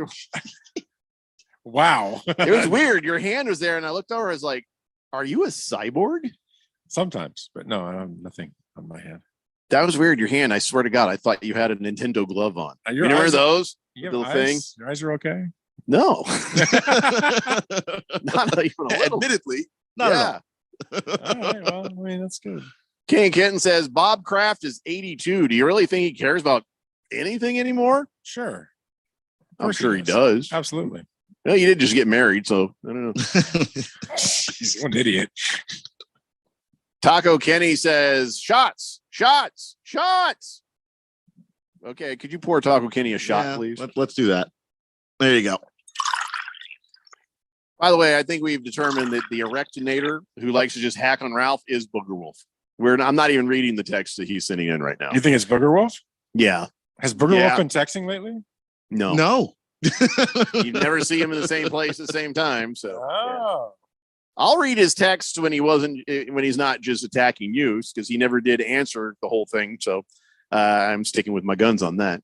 Wilbur says Ralph was getting ready to do a little Michael Jackson dance right there. It just was weird. It's just, I don't know. The light played weird on his hand, and it kind of popped into the screen for a second and went away. And just shut up. 888-368-1580. So Tom Brady is saying that he's going to have a very passive role in, the Raiders management. How much percent did he buy into that? I'm not even sure. I don't even know if they've released that information, but he's put a chunk of money into the Raiders organization. And he says, listen, I'm getting ready to be a play-by-play guy on Fox. He says, I take that job very seriously. It's a lot of responsibility, but he's just saying, it's like, hey, the opportunity to be a part of the NFL, even into the future. He says, it's a dream come true. Let me just wipe back all the bull crap that Tom Brady is spewing. Let me give it to you clean. Here's the deal. He has a crap ton of money. And Mark Davis is like, yeah, you can buy into the Raiders. Here, give me your crap ton of money. And down the road, you'll get a crap ton of money back. Because when you invest in the NFL, you don't lose money ever. That's hard club to get into. The ownership groups don't always bring in new money. They don't always allow somebody to buy in. It's a very rare thing. And Tom Brady getting to do that, well, trust me, he's going to throw every dime he could think of into that. Why? It doesn't matter if the team is good or bad. That money is going to pay back dividends beyond your wildest dreams. So that's just Tom Brady going set for life. Set for life money. Here it comes, and it's going to be doubled, tripled, quadrupled. You'll see. Between that and the 6 million Hertz commercials he's been doing lately, Tom Brady was going to be fine without the Raiders being. I just think it's nice to just say you're still involved in the league somehow, and I think that's he's doing those commercials. You know why? Just to get enough money to help clean the pool house from when Gronk stays over. I mean, I guess because they're awful commercials. Yeah. I mean, it's not any good. Can I tell you how bad the Hertz commercials are? He's not the worst person in them. In That's any of when the, you know it's bad. Yeah, and they have like multiple different, I guess, characters in those commercials. And no matter who is on screen with Tom is actually the best actor on screen. It's a little crazy. Just listen, They're Keon, horrible. promise me, Keon, if you ever have 100 million lying around and somebody says, hey, you could buy into this NFL team, promise me you'll do it. I mean, yeah.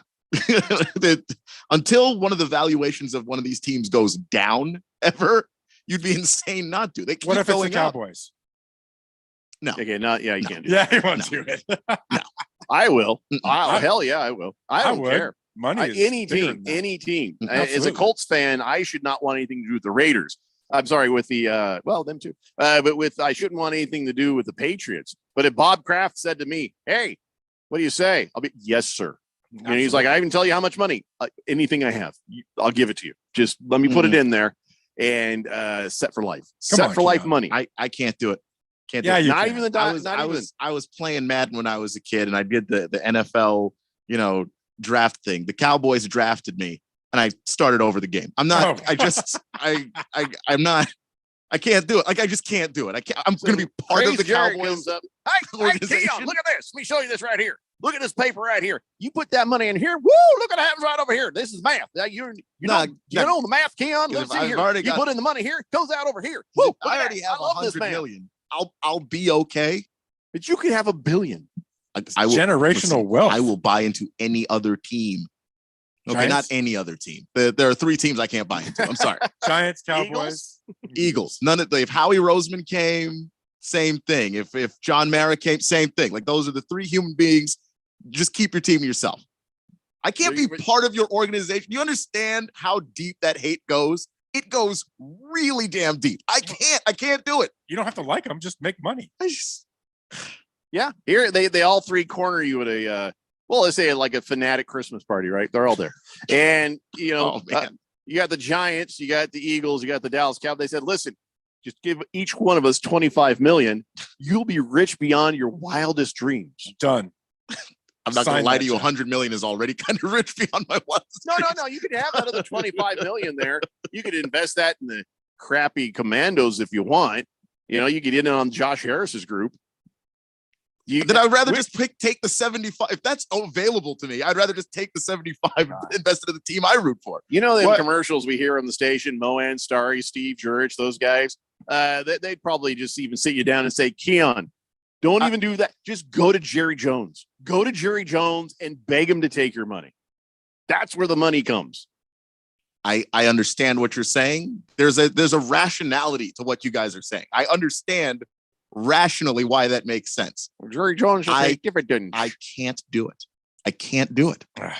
Like it feels, just thinking about it feels says wrong. That now, Ralph. I know. You show him the All right. sheet, and then you show him the little thing with the graph going up and up and up, and he sees what the real money is. He'd be like, You're saying that to somebody that doesn't even imagine having $100 million. I can't even imagine that. You're telling me I have $100 million and that's not going to be good enough for me to where you got to believe in yourself, Keon. Listen, if I get there, I get there. But if I get there, there's not 1 cent is going to the Dallas Cowboys, the Philadelphia Eagles, the New York Giants. Not happening. Keon, let me explain something to you. And it's going to be I want you stupid, to and I hear will be this. ridiculed by everyone I know, and No, I'll listen. deserve it, but I can't do it. You know me over the last couple of years. If I could buy into the New York Yankees, I would. Wow. Absolutely. Wow. I mean, I would, Money. because I don't hate the Yankees like you hate the Yankees. I would but buy into the Celtics. No problem. I would never wear a Yankee hat. Right. I would probably not ever tell anybody. It might be public record, but I'll but keep that be like, under that's a wraps. different Jeffrey O'Brien. Who are you talking about? Yeah. Stupid. Shut up. That's just a different. No, there That's has to not be me. there has to be a picture of you with the hat and the uniform in the paper on the internet. Okay. That you donated the money. Of I'll just course say it was you would. photoshopped. I'll Of course you I'll would. disavow it. I don't care. You Like have to this? do it. No, that's not me. But I would absolutely 100% do it. course. And then I would still hate the Yankees with every fiber of my being, but I would love the checks. There's business, there's personal. You separate them. I have to get separate that, 'em. but it's for me, and especially when it comes to the NFL, and especially when it comes to those teams, and what those teams for the last 25 years have represented to me. All right. Boy, I understand. I can't do it. I just can't do it. I And it's understand. dumb. I get that it's dumb. You don't have to convince me that that's a stupid decision that I would not be making if it Generational wealth for your sons, their sons, their sons, and you're not going to do it. Not your daughters. Because not your daughters. Daughters don't get any Yeah, money. come on, You- Melly, No, Let's not be go crazy here. They go marry some meth head and get pregnant, whatever. So, but all Wow. that value for My them. daughter is you better won't not do it. marry a meth head. I just don't even understand how we got there. But got look. You can't convince me. Like I can't ask Jerry. Like there's nobody else. You can Son, connect me I'm to? sorry you're going to be poor living in the street because I just love this team and I hate this team. And I'm Well, not if I gonna- have $100 million, you're not going to be poor. Nope, it's all living going in to be the gone. street. It's going to be gone because you're doing this wrong. You lose it all. Yeah, you're kind of You blowing lose it, all. Dion. You're So really that- going to lose it all. Put that to it. You have $100 million, and if you don't invest it here, you will lose it within 2 years. What do you do? If I don't invest it, how is that going to work? It doesn't matter. It's hypothetical. He's trying to paint you in the corner, Keon. in Don't the corner. you know that? In the corner. Paint it in the corner. Well, yeah, if this completely make-believe scenario that can't possibly happen shows up, then yeah, rather than lose the money, I will invest it in one of the 3 teams that I hate, probably the Giants, because I hate them the least of all 3 teams. Let me tell you something. My biggest fear over the years was that my big break in radio would come, but at a country music station. Like, if that was the only place, thank God for this show, because if I had ever had an indication that I was going to end up on Redneck 105 or whatever it was, I'd be like, well, guess I'm going back on the road. But yeah, back to the comedy clubs. But minus this bizarre situation where for some reason I lose the money. I don't understand how that would work. Women, it's a Ken Griffey Jr. situation where Ken Griffey Jr. said in his prime, I'd never play for the Yankees. If the Yankees were the only team that wanted to sign me, I'd retire. And I believe Ken Griffey Jr. because he was telling this to a small child who was asking him to go play for the Yankees. And I understand why he said that. Yeah, and then he has deeply personal reasons. All I'm saying is, as being an NFL fan my entire life, the 3 teams that have caused me the most suffering, but besides mine, are those 3 teams. If those are the only 3 teams that wanted my money, I'm keeping it. Donnie says, I'm on Team Keon. I'd rather be poorer than own the crap Packers. You No, guys, you wouldn't. No, you wouldn't. This is where you can see who the grown-ups are. Yeah. Yeah. Now hold on. You say own, like full ownership? Okay, now hold on. Or part of. I might do some things, but if I'm talking about like the one that 1% share of the team, get out of here. I don't want to own any part of the Cowboys. You can't tank them, Keon. Oh, because that's what you're thinking. You're thinking you're going to take full ownership. That's what I'm saying. If that's the only way, And then you lose all your money anyway. We are really late for a break, but let me just throw this one more at you. You can think about it and tell us after the break if you need to. But Mr. Pink Eye says, what if the Live Tour or the Cowboys offered Keon money? Which one would he pick? Oh, the Cowboys. Good man. It's a Daily Blender here on 1580, The Fanatic. For the latest from the world of golf, tune in every Saturday morning from 6 to 8 for the Golf Shop Radio Show, presented by PlayGolfMyrtleBeach.com, the golf capital of the world. Hosts Mark Greenhelch and Matt Blanchard talk golf from tee to green and everything in between. If you like golf, you're going to love Golf Shop Radio. Before you tee up, drop on in. Welcome to the Golf Shop here on 1580 and 99.3 The Fanatic. Gilbert worked in retail and restaurant management for 14 years. It was time for a change. I recognized where I was at was vulnerable to the whims of the economy. Then he heard about My Computer Career. Gilbert went for it. In as little as 7 months, I got all of my certifications at a fraction of a cost for college. He became an IT pro in just months with zero experience at mycomputercareer.edu. I can work from anywhere. I have more time for my family as well. It's not rocket science. It's mycomputercareer.edu. This is one student's experience. Individual results vary. Did you know there are resources out there to support every Arizona service member, veteran, and their family? The Be Connected program is available statewide at no cost. We're here to help you navigate the system and get connected to whatever resources you need. Call 866-4AZ-VETS to talk directly to caring people professionally trained to help you. This message is brought to you by the Arizona Coalition for Military Families, the Arizona Department of Veteran Services, and Arizona's Be Connected partners. One of the most common questions people ask is if they can still afford to retire on $1 million or $2 million anymore. With stocks near all-time highs and bonds at all-time lows, it's actually a great question. 2008 taught millions of retiring engineers, teachers, and other professionals a costly lesson that years of market gains can be wiped out in just weeks of market losses. Not a problem if you're 30 years old with a few decades to make it back, but not if you are in retirement or almost there.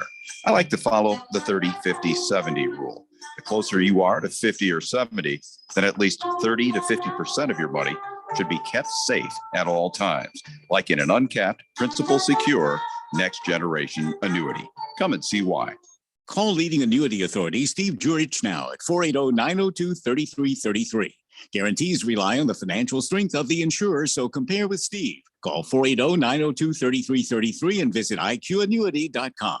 The most important event in sports could happen at any time. Like right now. Or right now. Or even now. Don't miss history. Follow us on Facebook, Twitter, or at 1580thefanatic.com.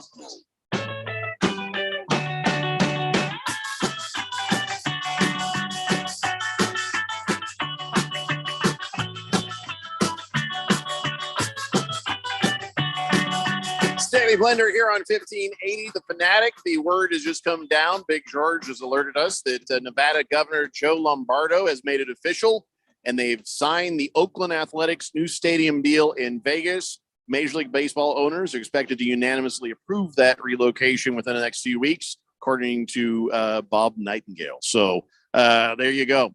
The Oakland A's will now be the Vegas A's or something. I don't know what they're going to call them. Maybe they'll keep it.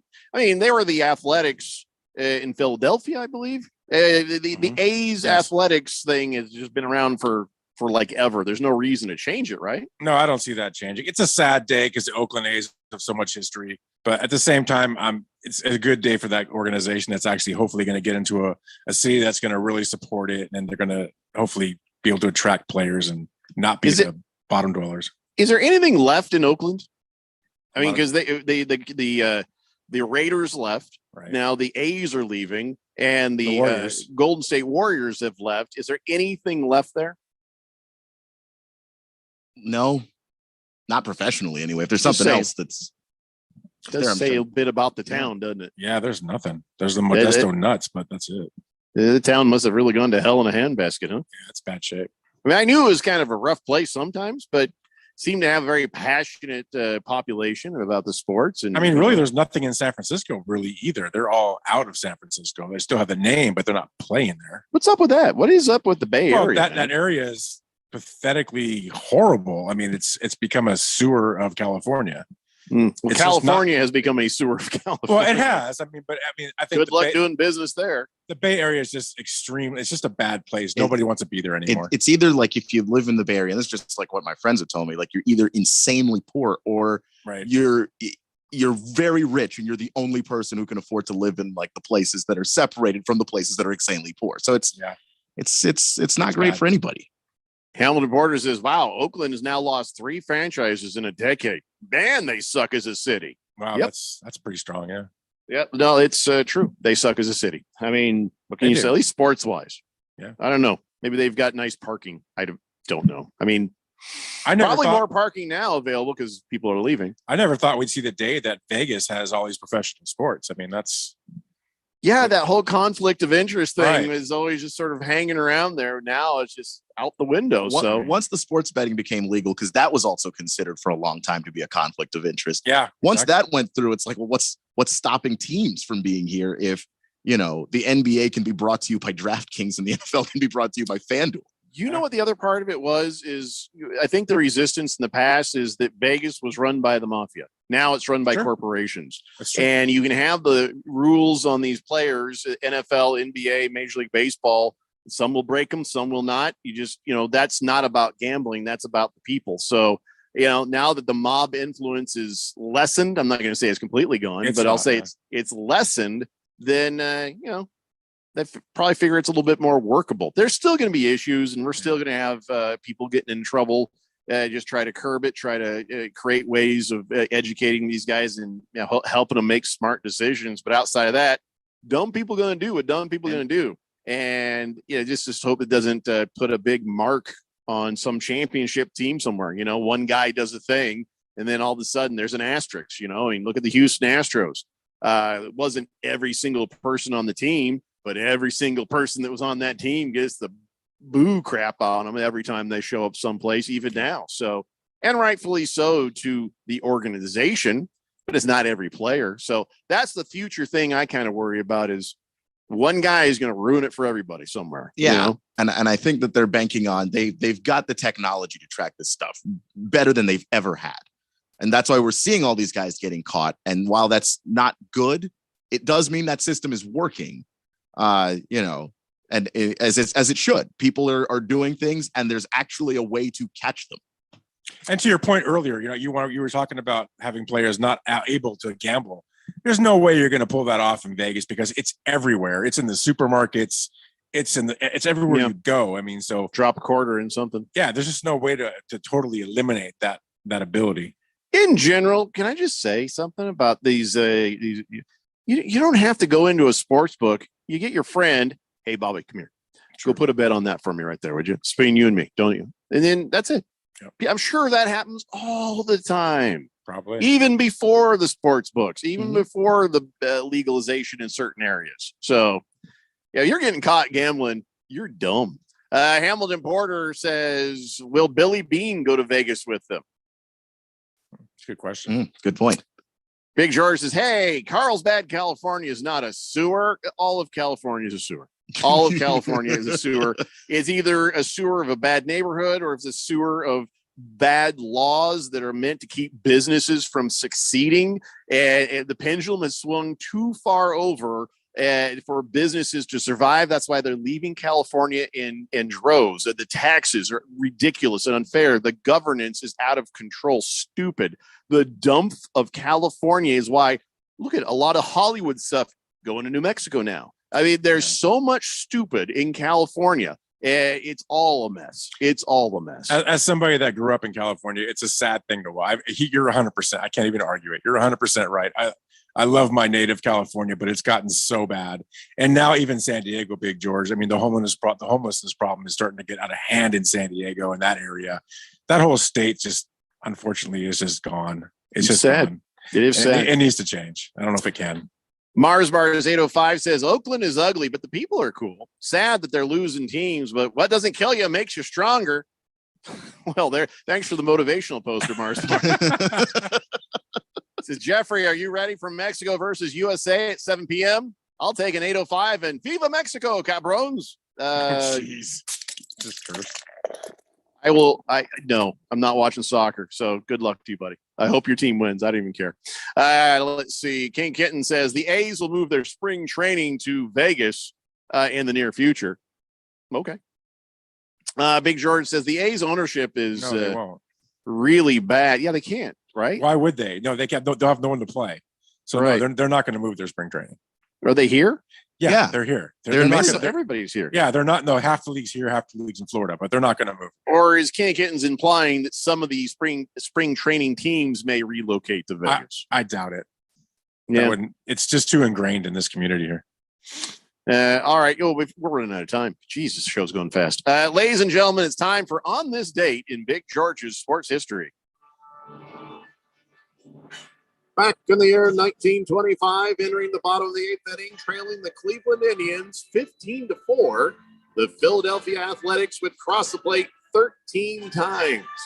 Philadelphia will hold on to the lead in the top of the ninth to defeat the Cleveland in an incredible 17-15 come from behind victory at Shibe Park. Back to me, Jeffrey. That's why people are just like, oh, let's end the game in 7 innings. Oh, come on. No, let it go. Let it go the distance. And, you never know. It's just like, what just drives me crazy is when you're watching playoff games and it's okay, this is turning out to be kind of a blowout. People start leaving. You paid how much for those tickets to try to go beat traffic? I would do I paid for the ticket. The seat is mine until they start turning off lights. Even if my team was losing, I ain't going nowhere. I remember during the NBA Finals, I think it was like 2012 or 2013, where Miami was playing San Antonio, and it was that game 6 where they were down, and Miami fans started leaving. And then, can you believe the Miami Heat pulled it off? Chris Bosh had that rebound. Ray Allen hit that corner 3, and you paid all of that money. And one of the greatest comebacks in NBA Finals history, you didn't even see it.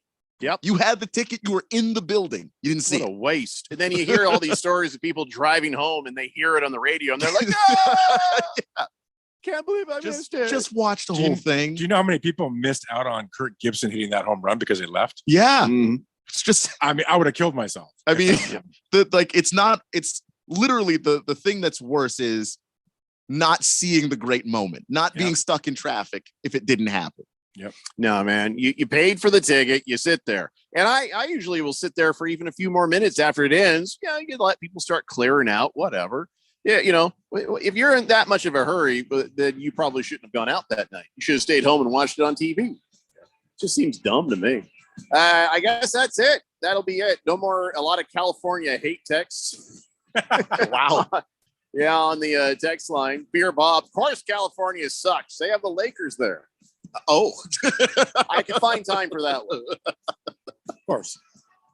Yeah, all right, everybody. Listen, that'll wrap it up for us. Ralph, thanks for joining us today. We'll see you tomorrow. And listen, ladies and gentlemen, tonight, there's nothing to watch. Is there anything to watch? There's really nothing to watch, is it?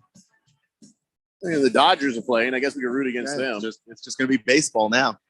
This is going to be a slow couple months, isn't it? Till football starts back up again. Anyway, everybody have a great night, and we'll see you tomorrow. It's the Daily Blender here on 1580, The Fanatic. We can hate on the Dodgers. We can do that. Westwood One Sports presents this special report.